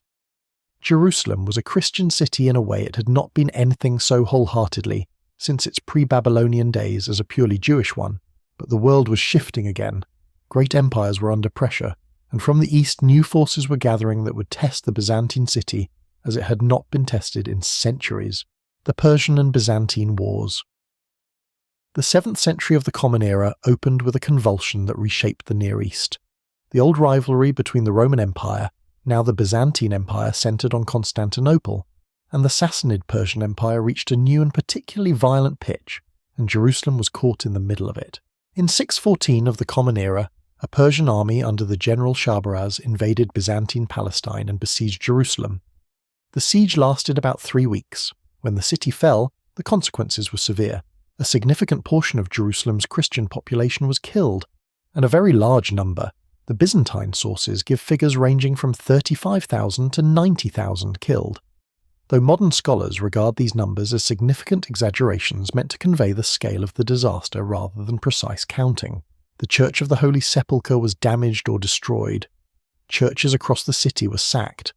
What made the Persian conquest particularly significant in terms of later religious history was what happened to the holiest relic of Christian Jerusalem, the true cross, believed to be the actual wood of the cross on which Jesus had been crucified, which had been housed in the Church of the Holy Sepulchre and was regarded as the supreme Christian relic, was captured by the Persians and taken to their capital.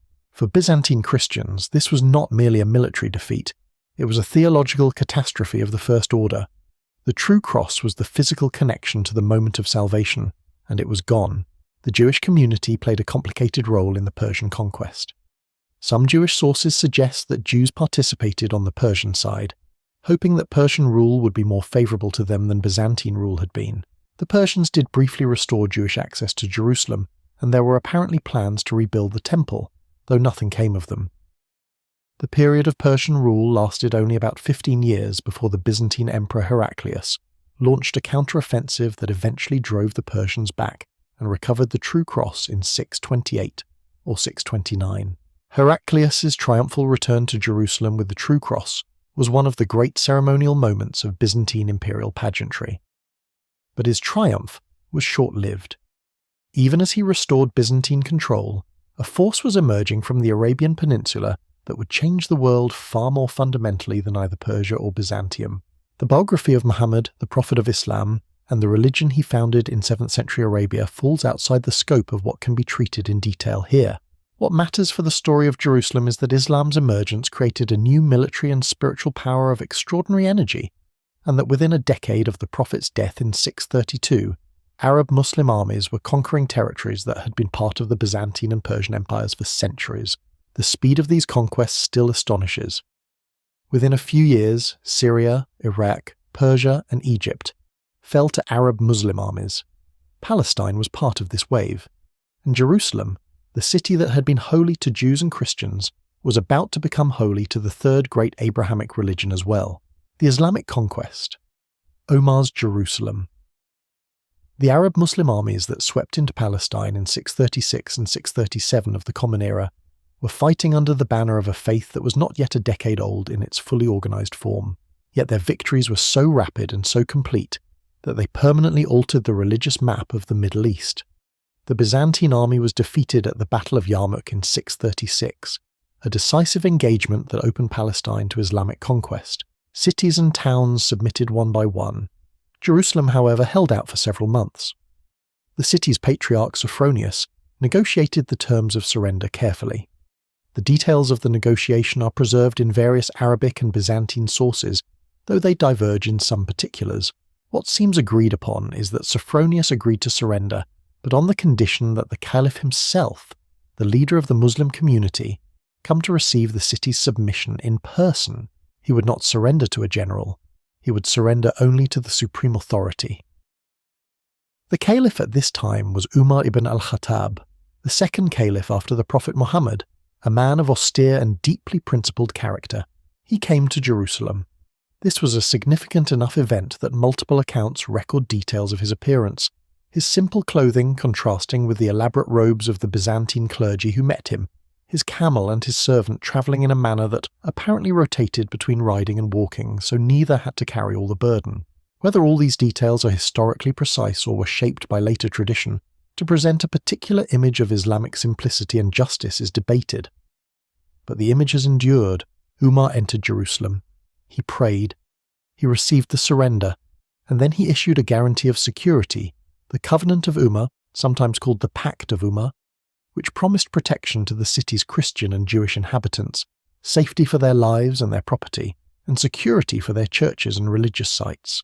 He explicitly declined to pray inside the Church of the Holy Sepulchre when Sophronius offered to let him do so, saying that if he prayed there, Muslims might later use it as justification to convert the church into a mosque. He prayed instead outside in the courtyard.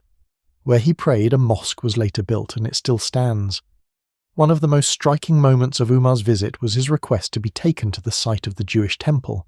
He went to the Temple Mount and found it covered in rubbish, the result of centuries of Byzantine deliberate neglect. Umar reportedly went down on his knees and helped clear the filth away with his own hands. The significance of this act was multiple. The Temple Mount was holy in Islamic tradition, as the site of the Prophet Muhammad's night journey, a miraculous event described in the Quran in which the Prophet was transported from Mecca to Jerusalem, and from there ascended through the heavens to the presence of God. The Arabic name for Jerusalem, Al-Quds, meaning the holy, reflects this sanctity. Clearing the Temple Mount was both an act of reverence for this sacred site and a pointed reversal of the Byzantine policy of desolation. The Islamic conquest of Jerusalem opened the city to Jewish residents for the first time since the Roman prohibition of the Bar Kokhba era. Jews were permitted to return and to live in Jerusalem. A small Jewish community was established, and Jews could approach the Temple Mount and pray near its walls. This was not full equality, and the position of Jews and Christians in Muslim-ruled Jerusalem was that of dhimmis, protected religious minorities who paid a special tax and accepted certain social restrictions. But it was considerably better than the exclusion they had experienced under Byzantine Christian rule. For the Christians of Jerusalem, the conquest was disorienting but not catastrophic. The church communities continued. The pilgrimage continued, though in reduced numbers. Sophronius was succeeded as patriarch, and the ecclesiastical life of the city went on. The transition from Byzantine to Arab Muslim rule was, by the standards of ancient and medieval conquest, remarkably peaceful. This is worth acknowledging because it does not fit the later narrative of Islam as inherently violent toward other faiths, a narrative that the actual events of 638 do not support. Jerusalem was now a Muslim city. Or more precisely, it was a city under Muslim political rule that contained large Christian and smaller Jewish communities, and that was becoming holy to a third religion in ways that would only deepen over the following decades. The Dome of the Rock and Umayyad Jerusalem. The Umayyad Caliphate, which came to power in 661 of the Common Era and ruled the Islamic world from its capital in Damascus, made Jerusalem one of its great projects. The city was not the political capital of the Islamic world, that was Damascus, but it was one of the most important religious cities, and the Umayyads recognized that expressing their power and their faith through monumental architecture in Jerusalem was an act of both piety and politics. The great monument of Umayyad Jerusalem, and arguably the most beautiful building in the city's 3,000-year history, is the Dome of the Rock, completed in 691 or 692 of the Common Era under the Caliph Abd al-Malik ibn Marwan. It stands on the Temple Mount, the same platform that Herod had expanded and that had once held Solomon's Temple and the Second Temple. It sits directly over an enormous outcropping of natural bedrock, the foundation stone, which holds multiple sacred associations in Jewish, Christian, and Islamic tradition. In Jewish tradition, this rock is the foundation stone from which God created the world, the site where Abraham was prepared to sacrifice his son, and the location of the Holy of Holies of both temples. In Islamic tradition, it is the spot from which the Prophet Muhammad ascended to heaven during his night journey. The Dome of the Rock was built as a shrine over this stone, not a mosque for communal prayer, but a sanctuary marking a sacred spot. The building is an octagonal structure topped by a magnificent dome of gilded gold, rebuilt and regilded multiple times over the centuries, and most recently covered in genuine gold in the 1990s through a donation from the late King Hussein of Jordan. Its exterior is covered in stunning blue and white tiles, added in the 16th century under the Ottoman Sultan Suleiman the Magnificent, who replaced the original Byzantine mosaics. The interior is an extraordinary assembly of mosaics, marble and calligraphy, with long inscriptions from the Quran running around the interior. These inscriptions include texts that, with some subtlety, make arguments about the nature of Jesus relevant to Christian theological claims, positioning Islam in relationship to Christianity in a theological conversation written in gold on the walls of a building that sat where the Jewish temple had stood. It was a statement of extraordinary sophistication, a building that simultaneously honored the sacred character of the site, proclaimed Islamic faith, and engaged in dialogue with the other Abrahamic traditions in the language of art and architecture. You do not have to be Muslim or religious at all to stand inside the Dome of the Rock and be moved by it. It is a masterwork of human civilization. Adjacent to the Dome of the Rock at the southern end of the Temple Mount stands the Al-Aqsa Mosque, the furthest mosque, whose name comes from the Quranic verse describing the Prophet's night journey to the furthest mosque. The present structure dates in its essential form to the Umayyad and early Abbasid periods, though it has been rebuilt and modified many times due to earthquakes and other damage. Al-Aqsa serves as the primary mosque for congregational prayer on the Temple Mount and is the third holiest site in Islam after the mosques of Mecca and Medina. Under the Umayyads, Jerusalem was administered as a significant city. A new palatial complex was built adjacent to the southern wall of the Temple Mount. Markets functioned. Christian and Jewish communities lived and worshipped according to their traditions. Pilgrimage to the holy sites continued, not only for Muslims but for Christians, who maintained access to the Church of the Holy Sepulchre. The city had a functional, complex, multi-religious character that would remain a defining feature of Jerusalem for many centuries. The Umayyad dynasty was overthrown in 750 of the Common Era by the Abbasid dynasty, which moved the Islamic world's capital eastward to the new city of Baghdad. Jerusalem declined slightly in political importance under the Abbasids, though it remained a significant religious centre. The subsequent centuries saw the city pass through various Islamic dynasties, the Abbasids, the Fatimids of Egypt, each with their own policies toward the non-Muslim communities of the city and their own relationship with its sacred sites. In general, Christian pilgrimage to Jerusalem continued through the Abbasid period and into the Fatimid period, with interruptions. Charlemagne maintained diplomatic relations with the Abbasid Caliph Harun al-Rashid, and reportedly sent envoys to the Holy Land to support the Christian communities there, and to receive the keys to the holy sites as a symbolic gesture.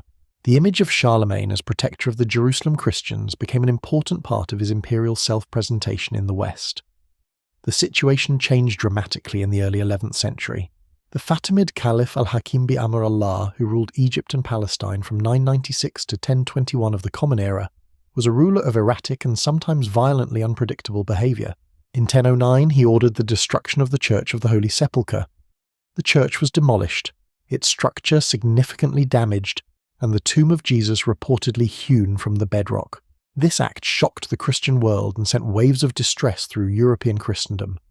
The church was later rebuilt, but the destruction sent a powerful and disturbing signal to Christians in the West that the holy places were vulnerable to political and religious caprice. Al-Hakim's destruction of the Holy Sepulchre was not forgotten in Europe. It became part of the background radiation of grievance and anxiety that, combined with political and social pressures in the late 11th century, would eventually produce one of the most significant and most terrible events in the history of Jerusalem, the Crusades. The Crusades, siege, slaughter, and the Kingdom of Jerusalem. In 1095 of the Common Era, Pope Urban II delivered a sermon at the Council of Clermont in France that changed the history of Jerusalem and the history of Western civilization. He called upon the knights and people of Christendom to take up arms and march to the Holy Land to liberate Jerusalem from Muslim rule. The call produced a response that astonished even those who had organized it. Why did it work? Why did tens of thousands of people from across Western Europe put crosses on their garments, sell their possessions, and undertake an extraordinary overland journey to the other end of the Mediterranean, many of whom had no clear idea of where Jerusalem was? The reasons were multiple, and have been debated by historians ever since. Religious fervour was real, and should not be dismissed. Jerusalem was the holiest city in Christendom, the place of Christ's passion and resurrection, and the idea that it was in the hands of Muslim rulers who might prevent Christian pilgrimage touched a genuine nerve. But the Crusades were also shaped by politics, by papal ambitions, by the desire of the Byzantine emperor for military assistance against the Seljuk Turks, who had recently taken Anatolia, by the social pressures of a European nobility with too many younger sons and not enough land, and by the genuine economic opportunities that the Holy Land represented. The First Crusade assembled a mass of warriors and pilgrims, mostly French and Norman, but including contingents from many parts of Western Europe. They made their way east, through the Byzantine Empire into Anatolia, and then south through Syria and Palestine. They captured Antioch after a long and brutal siege. They marched south through hostile territory, and in the summer of 1099 they arrived before the walls of Jerusalem. The city was defended by a Fatimid garrison. The Crusaders besieged it for about 5 weeks before breaching the northern walls on July 15th, 1099. What happened next was one of the bloodiest episodes in Jerusalem's already blood-soaked history. The Crusaders massacred the population of the city with a thoroughness that shocked even contemporaries. Jewish inhabitants who had taken refuge in a synagogue were burned alive inside it. Muslim inhabitants were killed in the streets and on the rooftops. One Crusader chronicler described the streets of the city running with blood up to the horses' knees. And while this is obviously rhetorical exaggeration, the scale of the killing was real and extreme. Some Crusaders, having completed the killing, walked through the streets to the Church of the Holy Sepulchre, still wearing their bloodied armour, and wept with religious ecstasy at having reached the goal of their pilgrimage. It is one of the most disturbing images in medieval history, the combination of mass murder and genuine religious devotion in the same people in the same afternoon. The human capacity to hold both things simultaneously is one of the less flattering features of our species. The Kingdom of Jerusalem, established after the First Crusade's victory, was one of the most extraordinary political experiments of the medieval world, a Western European feudal state planted in the middle of the Near East, surrounded by Muslim powers, dependent on a trickle of reinforcements and supplies from across the Mediterranean, and perpetually militarily vulnerable. Its rulers bore the title King of Jerusalem, which was one of the most prestigious titles in the Christian world, even as the kingdom itself was always fragile. Jerusalem under Crusader rule was reshaped significantly. The Dome of the Rock was converted into a Christian church, called the Templum Domini, the Temple of the Lord.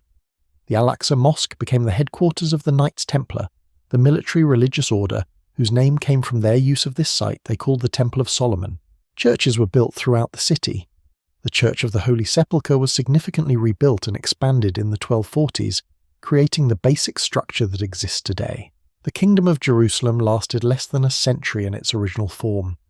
It was always more of a cultural and political achievement than a military power, and it depended on continued support from Europe that was never quite adequate. In 1187 of the Common Era, a sultan of legendary stature confronted it with forces it could not withstand. Saladin and the return of the city Salah ad-Din Yusuf ibn Ayyub, known in the West as Saladin, is one of the most romanticized figures of the medieval period, admired by both the Muslim and Christian worlds, which is itself a remarkable achievement for a military commander. He was Kurdish by birth, a professional soldier who had served in the Egyptian court and eventually become its effective ruler before reuniting Egypt and Syria under his control and creating a strategic position from which he could threaten the Crusader states from multiple directions. Saladin's campaign against the Kingdom of Jerusalem reached its decisive moment at the Horns of Hattin in Galilee on July the 4th, 1187 of the Common Era. The Crusader army, led by the King of Jerusalem, marched out to relieve the siege of Tiberias in brutal midsummer heat, and was manoeuvred by Saladin into a position where it could neither advance nor retreat effectively. Without water, surrounded on a waterless hill, the Crusader forces were destroyed. The true cross, which the Crusaders had brought into battle as a divine protection, was captured. The King of Jerusalem was taken prisoner. Most of the knights of the realm were killed or captured. With the field army destroyed, Palestine's Crusader cities and fortresses fell one by one. Jerusalem itself was besieged in September of 1187. The city was defended by a small garrison, with limited military resources. Negotiations were conducted by Balian of Ibelin, one of the few senior Crusader knights still free, who organised the defence and eventually negotiated terms of surrender with Saladin. Saladin's treatment of Jerusalem's population was a deliberate and calculated contrast to what the Crusaders had done in 1099. There was no massacre. Christian inhabitants were given 40 days to pay a ransom for their freedom. Those who could pay went free. Those who could not were technically enslaved, but many of them were ransomed by Saladin from his own treasury, and his brother reportedly paid the ransoms of a large group who could not afford their own. Christian churches were preserved, though the Dome of the Rock and Al-Aqsa Mosque were reclaimed and restored to Muslim use. The great cross on top of the Dome of the Rock was taken down, and the gold, frankincense and pig fat that the Crusaders had reportedly used to desecrate the Muslim shrines was cleaned away. The contrast between 1099 and 1187 was noticed by contemporaries on both sides. Muslim sources naturally celebrated Saladin's magnanimity. But even some Christian sources acknowledged that he had behaved more in accordance with Christian ideals of mercy than the Crusaders themselves had done when they took the city. The Christian chronicler Imad ad-Din described the weeping of the departing Christians and Saladin's grief at their grief, a scene of complicated human emotion at the heart of a military and religious conflict. Saladin did something else of significance. He invited the Jewish community to return to Jerusalem. Jews had been excluded from the city under Crusader rule. Now Saladin sent word to Jewish communities that they were welcome to come back. Jews from Ascalon and other parts of Palestine resettled in Jerusalem. The city became, once again, a place where all three Abrahamic faiths were present. The period after Saladin's reconquest saw further Crusader attempts to retake Jerusalem, most notably the Third Crusade of 1189 to 1192, which was led by 3 European monarchs and eventually settled into a negotiated agreement. The negotiated treaty gave Christians access to the holy sites while leaving Jerusalem itself under Muslim rule. Richard I of England, the Lionheart, never actually reached Jerusalem during this crusade. He reportedly declined to visit the city after his campaign stalled, saying he was not worthy to enter a city he could not deliver for Christendom. It is one of the more poignant moments of the Crusades, a great king sitting within a day's ride of the city he had come to liberate, choosing not to see it. Jerusalem changed hands again briefly in 1229 through one of the most bizarre diplomatic transactions of the medieval world. The Holy Roman Emperor Frederick II, who was under papal excommunication at the time, negotiated directly with the Ayyubid Sultan al-Kamil, Saladin's nephew, to return Jerusalem to Christian control without a battle. Frederick was a remarkable man, multilingual and genuinely intellectually curious about Islamic culture, fluent in Arabic and on genuinely good personal terms with al-Kamil. Their negotiation produced a 10-year treaty giving Christians control of Jerusalem, Bethlehem, and a corridor to the sea, while Muslims retained the Haram al-Sharif, the Temple Mount complex, for their own worship. The reaction to this deal on both sides was almost universal disapproval. Christians were outraged that an excommunicated emperor had negotiated with Muslims rather than fighting them.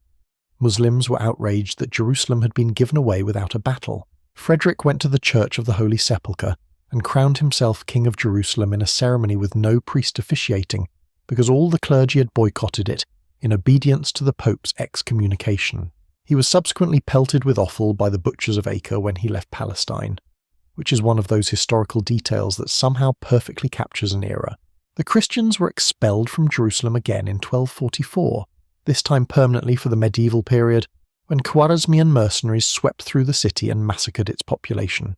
The subsequent Crusader campaigns, including the famous campaigns of Louis IX of France, never again came close to retaking Jerusalem. The Crusader period effectively ended in 1291 when the last Crusader city of Acre fell to the Mamluks.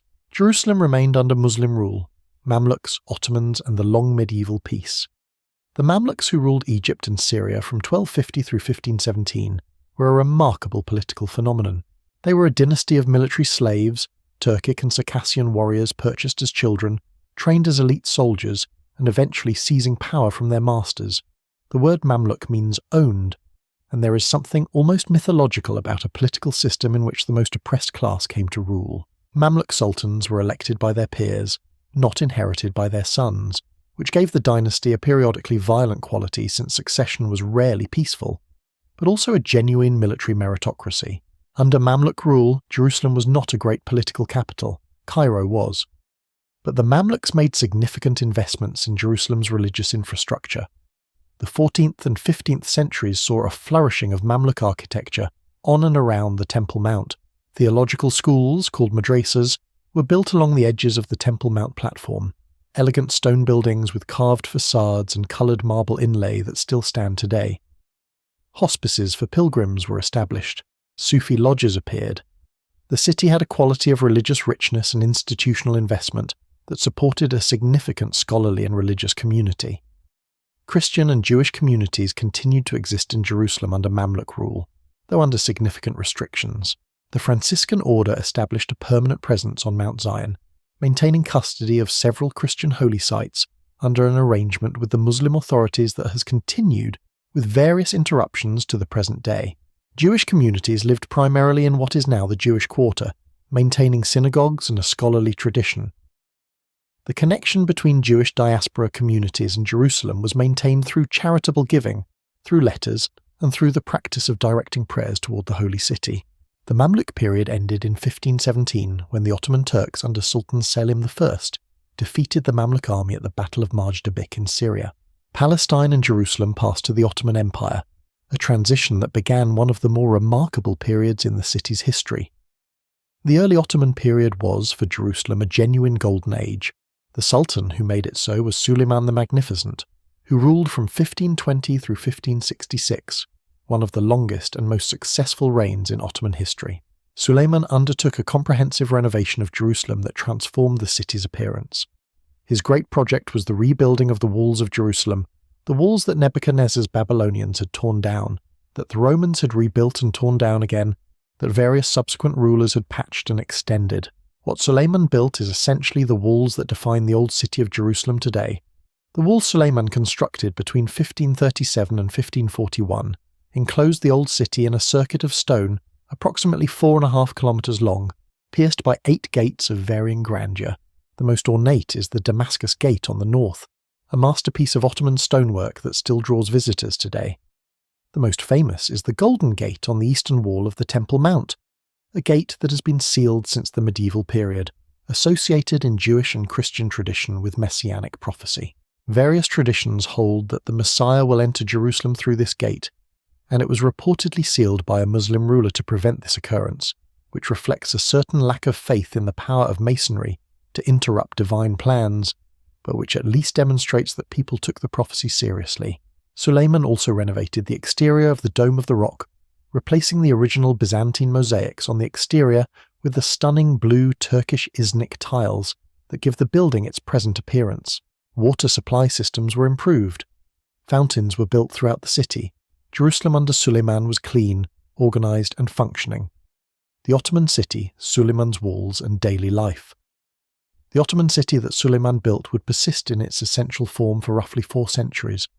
Within those walls, a complex urban society functioned according to patterns that were ancient in some respects and continually adapted in others. Understanding what daily life in Ottoman Jerusalem actually looked like helps to flesh out a story that is too often told only in terms of great rulers and great religious events. The city within Suleiman's walls was divided into quarters, though the precise boundaries and compositions of these quarters shifted over time. The Muslim quarter was the largest, occupying much of the northern and eastern parts of the Old City. The Christian quarter occupied the northwestern portion, centered on the Church of the Holy Sepulchre. The Jewish quarter was in the southwest.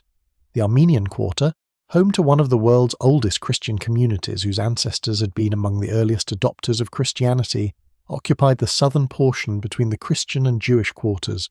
This quadripartite division, while not absolutely rigid, reflected the reality of a city where different religious communities maintained distinct but interwoven lives. The markets of the Old City were the veins through which its economic life flowed. The Ottoman souks, covered markets, were organized by trade, so that the spice merchants clustered together, the textile sellers in their own section, the goldsmiths in theirs. This organization made finding what you needed efficient, and made the assessment of prices and quality easy, since you could compare similar goods from different merchants within a few steps. The aromas of spices and incense and leather and fresh bread mingled in the covered alleyways. The sounds of bargaining and prayer calls and the clatter of craftsmen's tools created a constant urban texture. Water was always a challenge in Jerusalem. The city had no permanent river running through it, and rainfall was seasonal, meaning that water had to be stored. The Ottomans maintained and expanded a system of cisterns and aqueducts that had ancient origins. Pilgrims arriving in the city were often struck by the elaborate systems by which water was stored and distributed, a technological infrastructure largely invisible to those who do not look for it, but absolutely essential to the city's functioning. The pilgrimage industry was central to Jerusalem's economy throughout the Ottoman period, as it had been throughout most of the city's history. Pilgrims came from across the Muslim world for the Hajj and for visits to Jerusalem's Islamic holy sites. Christian pilgrims came from across Europe and from the Eastern Christian world, Greeks and Russians and Ethiopians and Armenians and Copts, each maintaining their own communities and their own claims to portions of the holy sites. Jewish pilgrims came from across the diaspora to pray at the Western Wall, the one place where Jews could approach the sacred ground of the ancient temple. The management of the holy sites was a constant source of tension and occasional violence between different Christian communities. The Church of the Holy Sepulchre was shared in theory by multiple Christian denominations: the Greek Orthodox, the Roman Catholics represented by the Franciscans, the Armenians, the Coptic Christians from Egypt, the Ethiopian Christians, and the Syrian Orthodox. Each community had its own chapels and altars and hours of access within the church. Disputes over precisely who had the right to clean which threshold or repair which wall or light candles in which corner led to brawls between monks that shocked Western visitors. The Ottomans eventually established a status quo, fixing the arrangements as they stood, and gave the keys to the church to a Muslim family, the Nusaybeh family, which has kept those keys and opened the church door each morning to this day, a remarkable act of interfaith pragmatism that has persisted across 5 centuries. Jewish life in Ottoman Jerusalem was centered on the 4 Sephardic synagogues of the Jewish quarter, which were built and rebuilt over the centuries in close proximity to each other, forming a complex that is still in use today. The Jewish community received periodic influxes from Spain after the expulsion of 1492, when Sephardic Jews expelled from Spain brought with them their language, their customs, and their scholarship. Jerusalem's Jewish community was supported by donations from diaspora communities and by the income of those who had come to live out their days in the Holy City, study Torah, and be buried in the Mount of Olives Cemetery, the oldest and largest Jewish cemetery in the world, whose graves look across the Kidron Valley to the Temple Mount. The Ottoman administration of Jerusalem was generally competent, if sometimes corrupt in the ways that large empire bureaucracies tend toward corruption, when the centre is far away and oversight is limited. Local governors, the pashas, varied considerably in their effectiveness and their attitudes toward the non-Muslim communities. There were periods of heavier restriction and periods of relative ease. The overall framework of the dhimmi system, by which Christians and Jews were protected minorities paying a special tax and accepting certain legal and social disabilities, continued to structure relations between the communities. This was the Jerusalem of the early modern period, a city of layers and communities and competing claims and daily commerce, and constant prayer and periodic violence and remarkable endurance. It was not a peaceful paradise, but it functioned. It had functioned in various configurations for 3,000 years, and it was about to encounter the modern world. The 19th century, pilgrims, explorers, and the birth of nationalism.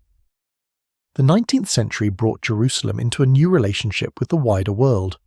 The combination of European imperial expansion, technological change, and the intellectual currents of Romanticism and nationalism transformed the city's significance, and ultimately its fate, in ways that would reshape it more profoundly than anything since the Islamic conquest.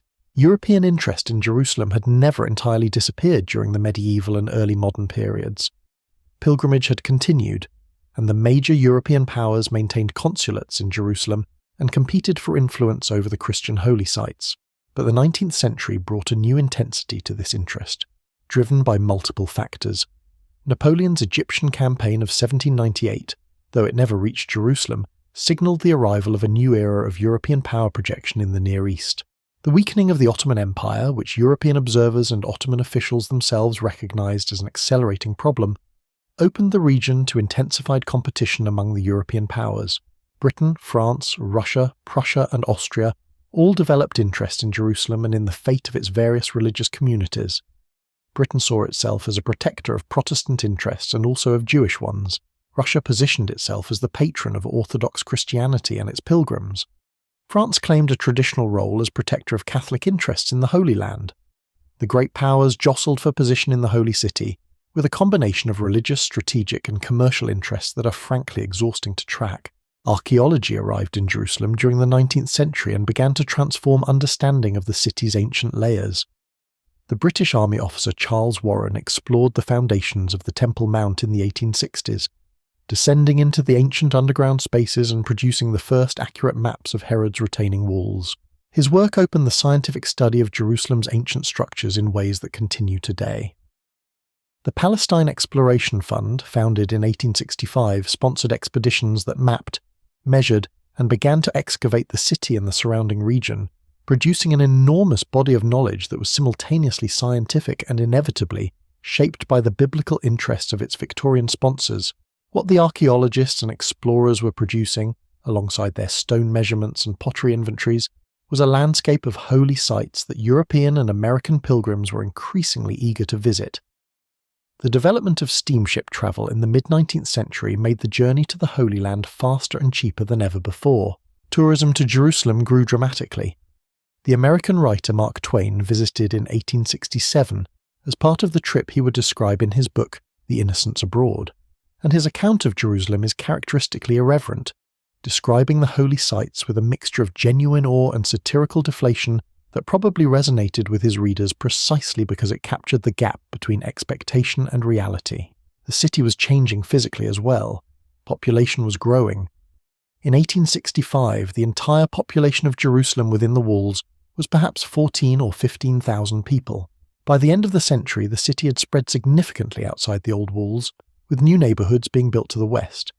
The new city, as it came to be called, grew faster than the old city, driven by philanthropic projects, Jewish immigration, and the general pressure of a growing population in a walled space that was no longer adequate.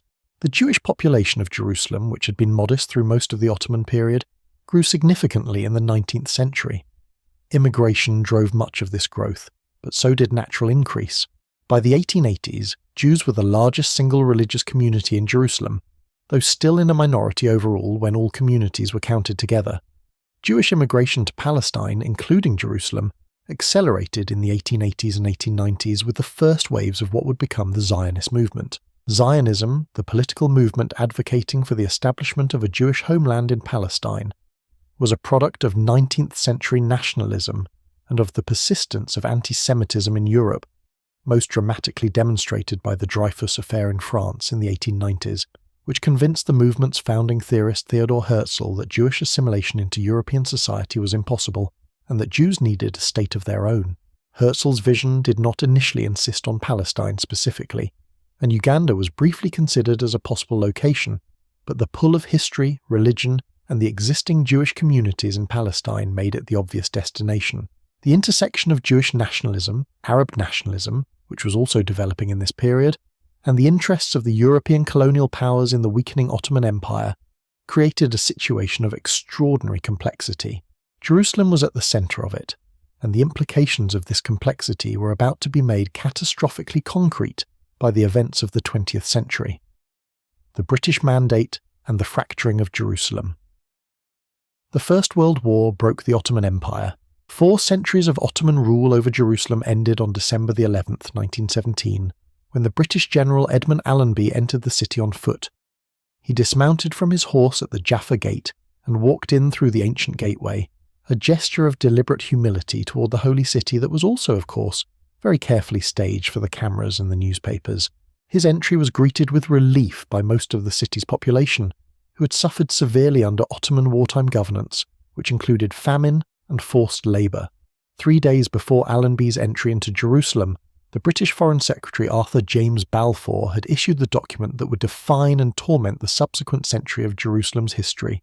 The Balfour Declaration of November 2nd, 1917 stated that His Majesty's government viewed with favour the establishment in Palestine of a national home for the Jewish people, and would use their best endeavours to facilitate the achievement of this object, it being clearly understood that nothing shall be done which may prejudice the civil and religious rights of existing non-Jewish communities in Palestine. That last clause, about the rights of the existing non-Jewish communities, was almost immediately and profoundly in tension with the first clause, about a Jewish national home. The existing non-Jewish communities, who constituted the large majority of Palestine's population, had not been consulted. They had their own national aspirations shaped by the Arab nationalist movement that had been growing throughout the late Ottoman period. The British had made various promises to Arab leaders during the war, some of which seemed to imply support for Arab independence in the region. The promises and declarations the British made during the war were substantially incompatible with each other, and the people living in Palestine would spend the following 3 decades bearing the consequences of that incompatibility. The British Mandate for Palestine, formalised in 1922, gave Britain responsibility for governing the territory and explicitly incorporated the Balfour Declaration's commitment to a Jewish national home. Under the Mandate, Jewish immigration to Palestine accelerated dramatically. The Jewish population of Palestine grew from about 60,000 at the start of British rule to about 600,000 by 1947. Arab Palestinian nationalism simultaneously grew and organised, with the Arab community deeply alarmed by the scale of Jewish immigration and by what they correctly perceived as demographic and political challenge to their majority status. Jerusalem sat at the centre of these tensions in a particularly acute way, because it was the emotional, religious and political heart of both communities' claims. The Western Wall became the site of violent clashes in 1929, when disputes about Jewish rights to pray there escalated into riots that spread across Palestine. The 1936 Arab Revolt brought sustained violence across Palestine and directly affected Jerusalem. The British attempted various schemes to partition Palestine and manage the competing claims, all of which failed to satisfy either community. The Holocaust in Europe transformed the Jewish immigration situation beyond anything the British had anticipated when they issued the Balfour Declaration. 6 million Jews were murdered in Nazi Europe between 1939 and 1945. The survivors of the camps, desperate to leave Europe, looked to Palestine as the one place that felt like home and refuge. Britain, caught between its promises to the Jews, its interests in maintaining Arab goodwill for strategic purposes, and the impossibility of the situation it had created, responded by restricting Jewish immigration at precisely the moment when the need was most desperate. Ships carrying Holocaust survivors were turned away from Palestinian ports. The moral and political costs of this policy were enormous. Tensions in Palestine escalated towards civil war as the British Mandate entered its final years. Jewish paramilitary organisations, the Haganah, the Irgun, and the Lehi, fought both British forces and Arab Palestinian forces.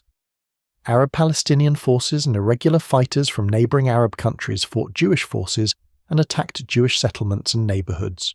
Jerusalem was divided into armed zones, its streets barricaded, its neighbourhoods under siege.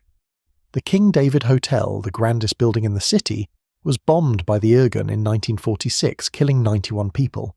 Violence of varying intensity became part of daily life. The United Nations produced a partition plan in November 1947, proposing to divide Palestine into separate Jewish and Arab states with Jerusalem under international administration. The plan was accepted by Jewish leadership and rejected by Arab leadership. Within hours of the vote, violence escalated dramatically throughout Palestine and in Jerusalem specifically. The city was entering the final violent act of the Mandate period. 1948. War, division, and two cities. On May 14, 1948, David Ben-Gurion proclaimed the establishment of the State of Israel. The British Mandate ended officially at midnight. Within hours, the armies of Egypt, Jordan, Syria, Iraq, and Lebanon invaded. The Arab-Israeli War of 1948, which Israelis call the War of Independence and Palestinians call the Nakba, the catastrophe, was one of the defining events of the 20th century Middle East. In Jerusalem, the war was experienced with particular intensity. The city had been the site of fighting for months before formal independence was declared, as Jewish and Arab forces struggled for control of key positions, neighbourhoods, and the road supplying the city. The Jewish neighbourhoods of Jerusalem were under siege, cut off from the coast by Arab forces that controlled the road from Tel Aviv. Convoys trying to bring food and supplies into the city were attacked. The Jewish quarter of the Old City, where a small Jewish community had lived continuously for centuries, was surrounded and besieged by Jordanian forces. The Jewish quarter fell on May 28, 1948. Its few hundred defenders, most of them civilian defenders and a small number of fighters, surrendered to the Jordanian Arab Legion. The ancient synagogues of the quarter, including the Hurva synagogue, were destroyed. The population was evacuated to the Israeli side of the lines. Jews were absent from the Old City and the Western Wall for the first time in many centuries. The armistice agreements that ended the 1948 war left Jerusalem divided. The western part of the city, the new city that had grown up outside the old walls in the late Ottoman and Mandate periods, was held by Israel and became West Jerusalem, which Israel designated as its capital. The eastern part, including the Old City and all of its holy sites, the Temple Mount, the Western Wall, the Church of the Holy Sepulchre, the Via Dolorosa, was held by Jordan. A no-man's land of barbed wire and ruined buildings ran through the middle of the city. Families that had been separated by the fighting could see each other across the divide but could not cross it. For Israeli Jews, the loss of the Old City and the Western Wall was a profound wound. The Wall was the holiest accessible site in Judaism, and it was now behind enemy lines, unreachable. The Israeli declaration of Jerusalem as the state's capital was not recognized by most of the international community, which had intended the city for international status under the UN plan. The practical reality was a divided city, a de facto situation that would persist for 19 years. For Palestinian Arabs, 1948 meant something altogether different. Approximately 700,000 Palestinians fled or were expelled from their homes during the war, creating a refugee crisis that has not been resolved in the 75 years since. The word Nakba, catastrophe, captures the Palestinian experience of this event, the loss of villages, lands, and the ordinary life that had existed before. The Palestinian refugees and their descendants, now numbering in the millions, remain one of the central unresolved issues of the Israeli-Palestinian conflict.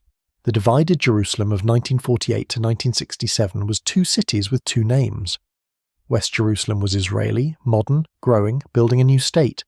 East Jerusalem was Jordanian, home to the Old City's ancient communities, accessible to Muslim and Christian pilgrims but not to Jews, who were denied access to the Western Wall and the Jewish quarter under Jordanian rule, despite the armistice agreement's provision for access to holy sites.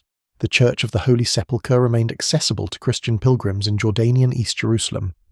The Dome of the Rock and Al-Aqsa continued to function as Islamic holy sites. The Jewish quarter's synagogues lay in ruins. The barbed wire and the armed boundary ran through the middle of a city that had always been defined by its unity of spirit, if never quite by its unity of administration. 1967 and the reunification. On June the 5th, 1967, Israel went to war with Egypt, Jordan and Syria in what became known as the Six-Day War. The war's causes were complex, involving the build-up of Arab military forces along Israel's borders, Egyptian President Nasser's closure of the Straits of Tiran to Israeli shipping, the withdrawal of UN peacekeeping forces from Sinai, and the genuine belief in Israel that the country faced existential military threat. Israel launched a preemptive strike against the Egyptian Air Force on the morning of June the 5th and effectively won the air war in the first hours of the conflict. Jordan entered the war despite Israeli warnings not to, attacking West Jerusalem with artillery fire. Israel responded by fighting its way into East Jerusalem. The battle for the city lasted 3 days. Israeli paratroopers fought through the streets of the Old City, entering through the Lion's Gate in the eastern wall of the Old City on June the 7th, 1967, and making their way to the Western Wall. The moment of arrival at the Western Wall has become one of the iconic scenes of 20th century Jewish history. The military commander Moshe Dayan entered the Old City with the Chief of Staff Yitzhak Rabin and the general who had commanded the Jerusalem campaign, Uzi Narkis. Soldiers reached the Western Wall and wept. The military chaplain Rabbi Shlomo Goren blew a shofar, a ram's horn, the same instrument used for thousands of years to mark sacred occasions, at the holiest site in Judaism. The moment was photographed and filmed. For millions of Jews around the world, it was an almost overwhelming moment of return. The Six-Day War gave Israel control of the West Bank, the Gaza Strip, the Sinai Peninsula, and the Golan Heights. In Jerusalem specifically, Israel unified the city under its control. The barbed wire came down, the ruins of the Jewish quarter were cleared and eventually rebuilt. Jews could again pray at the Western Wall. The Western Wall Plaza that exists today, the large open area in front of the wall where hundreds of thousands of people gather, was created by clearing the buildings that had been immediately adjacent to the wall under Jordanian rule. Israel annexed East Jerusalem in a move that was not recognized by the international community and remains unrecognized to this day. Jerusalem was declared by Israel to be its eternal and undivided capital, an assertion that is politically loaded and internationally contested. Under Israeli administration, the old city's holy sites were placed under the jurisdiction of their respective religious communities. The Waqf, the Islamic trust that had managed the Temple Mount under Jordanian rule, was allowed to continue managing the Haram al-Sharif. The Church of the Holy Sepulchre remained in the hands of the various Christian communities. Jews gained access to the Western Wall. The situation on the Temple Mount itself became one of the most sensitive and volatile issues in Israeli-Palestinian relations. The site is the holiest in Judaism as the location of the ancient temples. It is the third holiest site in Islam as the location of the Dome of the Rock and Al-Aqsa.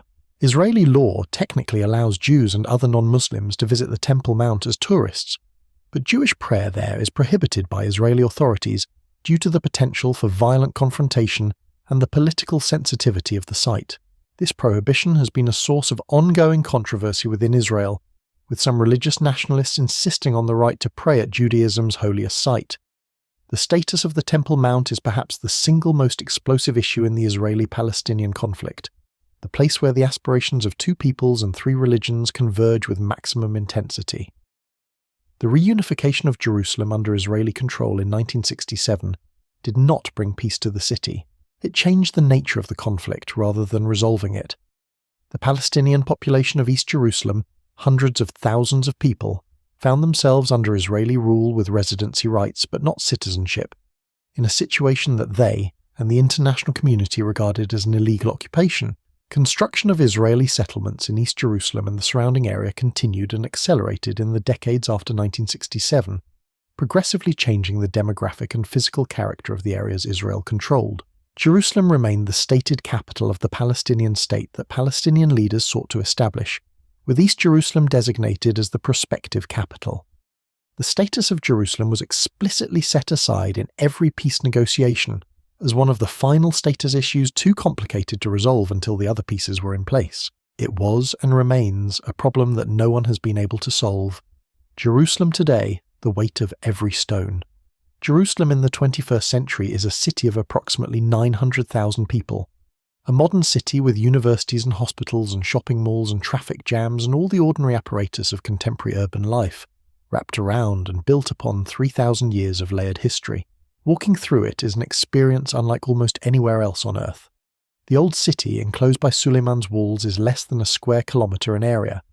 Within that tiny space, you can walk in an hour from the Western Wall to the Church of the Holy Sepulchre to the Al-Aqsa Mosque, 3 sites each of which is among the holiest places on Earth to hundreds of millions of people. The density of religious meaning per square metre may be unmatched anywhere in the human world. It is extraordinary, and it is exhausting, and if you have ever been there, you will know exactly what I mean. The Western Wall is the most immediately powerful of these sites for visitors of any or no faith. It is the last visible remnant of Herod's Temple Mount construction, the western retaining wall of a platform built 2,000 years ago. Jews from around the world come here to pray, to push small notes with prayers written on them into the crevices between the massive stones, to weep, to celebrate bar and bat mitzvahs at the wall's base. The plaza in front of the wall accommodates thousands of people at once. On major Jewish holidays it is packed. There is something undeniable about the weight of those stones, and the weight of the prayers that have been directed at them across the centuries. The Church of the Holy Sepulchre remains one of the most remarkable buildings in the world, not because it is beautiful in any conventional sense. It is cluttered and complicated, and its different Christian communities guard their separate spaces with occasionally monastic territoriality, but because of what it contains and what it represents. On one level, it is a building. On another level, it is the container for the central claim of Christianity, that here a man died and rose again. Whether you believe that or not, the encounter with a site where billions of people have believed it is an extraordinary human experience. The Dome of the Rock, seen from any elevated point in the city, is simply magnificent. Its golden dome above the pale limestone of the city is one of the most recognizable silhouettes in the world. Inside, the geometry of the octagonal building and the quality of the light and the scale of the bare rock in the center create a space of genuine sublimity. The fact that this building has stood for more than 13 centuries, has survived earthquakes and crusades and wars and modernization, and still functions as a sacred shrine, is a testament to the durability of what human beings build when they build with genuine devotion. The conflict over Jerusalem in the contemporary period is ongoing and unresolved. The Israeli-Palestinian peace process, which saw moments of genuine hope in the 1990s with the Oslo Accords, has been effectively frozen for many years. The question of Jerusalem's final status, who will govern it, where will the Palestinian capital be, what will happen to the old city and its holy sites, is among the hardest questions in international diplomacy. In 2017, the United States under President Trump recognized Jerusalem as Israel's capital and moved its embassy there from Tel Aviv, a decision that was welcomed by Israel and condemned by most of the rest of the international community and by Palestinian leadership. The tensions around the Temple Mount erupt periodically into violence. Clashes between Israeli security forces and Palestinian worshippers at Al-Aqsa, often during the overlapping periods of Jewish and Muslim religious observances, have repeatedly triggered wider cycles of violence. The sensitivity of the site means that any change in its status quo, any incident at or near it, any perception of threat to the Muslim holy sites, can rapidly escalate into a broader conflict. The Temple Mount is simultaneously the most sacred and the most politically dangerous place in the city, and yet Jerusalem also endures in its complexity and in its defiance of simple narratives. Jewish families celebrate the Sabbath in apartments a few streets from where Palestinian families observe Ramadan. Ethiopian monks keep their ancient traditions on the roof of the Church of the Holy Sepulchre. Armenian priests process through streets their ancestors have walked for 15 centuries. Ultra-Orthodox Jews study Torah in yeshivot, a short walk from Arab market stalls. The city's markets are full of people of every description, shoppers and pilgrims and soldiers and tourists and schoolchildren and old men playing backgammon and street cats, sleeping in improbable patches of sunlight. This too is Jerusalem. Not only the conflict and the claim and the holy sites, but the daily texture of a city where people live, where bread is baked and children go to school and marriages are celebrated, and the dead are buried in the oldest cemetery in the world on the slope of the Mount of Olives. The ordinariness coexisting with the extraordinary is part of what makes Jerusalem unlike anywhere else. 3,000 years is a very long time. In those 3,000 years, Jerusalem has been the capital of a kingdom, a provincial city, the center of an empire's religious life, a conquered ruin, a rebuilt sanctuary, a crusader kingdom, a holy city for 3 religions simultaneously, a divided city, a reunified city under contested sovereignty, It has been burned and rebuilt and burned again. It has been the destination of pilgrims and the target of armies. It has inspired some of the most beautiful writing in human history and some of the most terrible violence. What endures through all of this is the city itself, that ridge above the Kidron Valley, those valleys dropping away on three sides, that spring still flowing beneath the ancient core of the city. The stone that Suleiman's masons cut is still standing. The stones that Herod's workers placed are still standing. The rock inside the dome of the rock is the same rock that stood there before any of the buildings and before any of the religions that have gathered around it. The city beneath the city, the layer after layer of human occupation going back thousands of years, is still there, waiting for the archaeologist's spade. Jerusalem refuses to be simple. It refuses to belong entirely to any one group, any one faith, any one narrative. Every stone has multiple stories. Every holy site is holy to someone else as well. Every claim of exclusive ownership crashes against the reality that others have been there too, praying their own prayers, building their own buildings, burying their own dead in this same ground. There is a line in the Psalms, one of the great poems about Jerusalem, that reads, "If I forget you, O Jerusalem, let my right hand forget its skill." It is a verse about longing, about the ache of distance from a place that carries everything you love. Jews have prayed these words for 2,000 years of exile, and the words have a quality of truth beyond any particular historical or political context, because they speak to something universal about the human relationship to place, to the places that contain our history and our hope, that we carry inside us even when we are far from them. Jerusalem is that kind of place for millions of people, and for millions of others, it is a place of conflict and grief and unfulfilled hope. Both things are true simultaneously, and the tension between them is the city's defining reality. The story of Jerusalem is not over. It is still being written in the daily negotiations and confrontations and prayers and construction projects and political declarations that fill its streets and its headlines. Every generation that has lived in this city has felt the weight of its history, the sense of being part of something enormous and old and not yet finished. That sense does not diminish with the centuries. If anything, it deepens. And so we come to the end of our journey tonight, 3,000 years compressed into a single night's telling, from the Gihon Spring to the Western Wall, from the First Temple to the Dome of the Rock, from Abdi Heber writing anxious letters to the Pharaoh, to pilgrims weeping at stones 2,000 years old. It is a story that contains more than any one telling can hold, and that is, perhaps, as it should be. Some cities are too large for a single story. Jerusalem is too large for 1,000. But tonight, in this late hour, with the lights low and the world quiet outside your window, you have walked those ancient streets. You have stood before those walls. You have heard the calls to prayer and the sound of the shofar and the bells of the churches all ringing at once, which they occasionally do, all at the same time, with tremendous mutual disregard for each other's acoustic space, and which is somehow the most Jerusalem thing imaginable. Now let the city rest. Let its stones settle in the dark. Let the spring that has flowed beneath those hills for thousands of years continue its quiet work. And let your own breathing slow and your own thoughts grow quieter, following the long arc of this story down into the gentler country of sleep. Jerusalem will still be there in the morning. It always is. It always has been. Good night.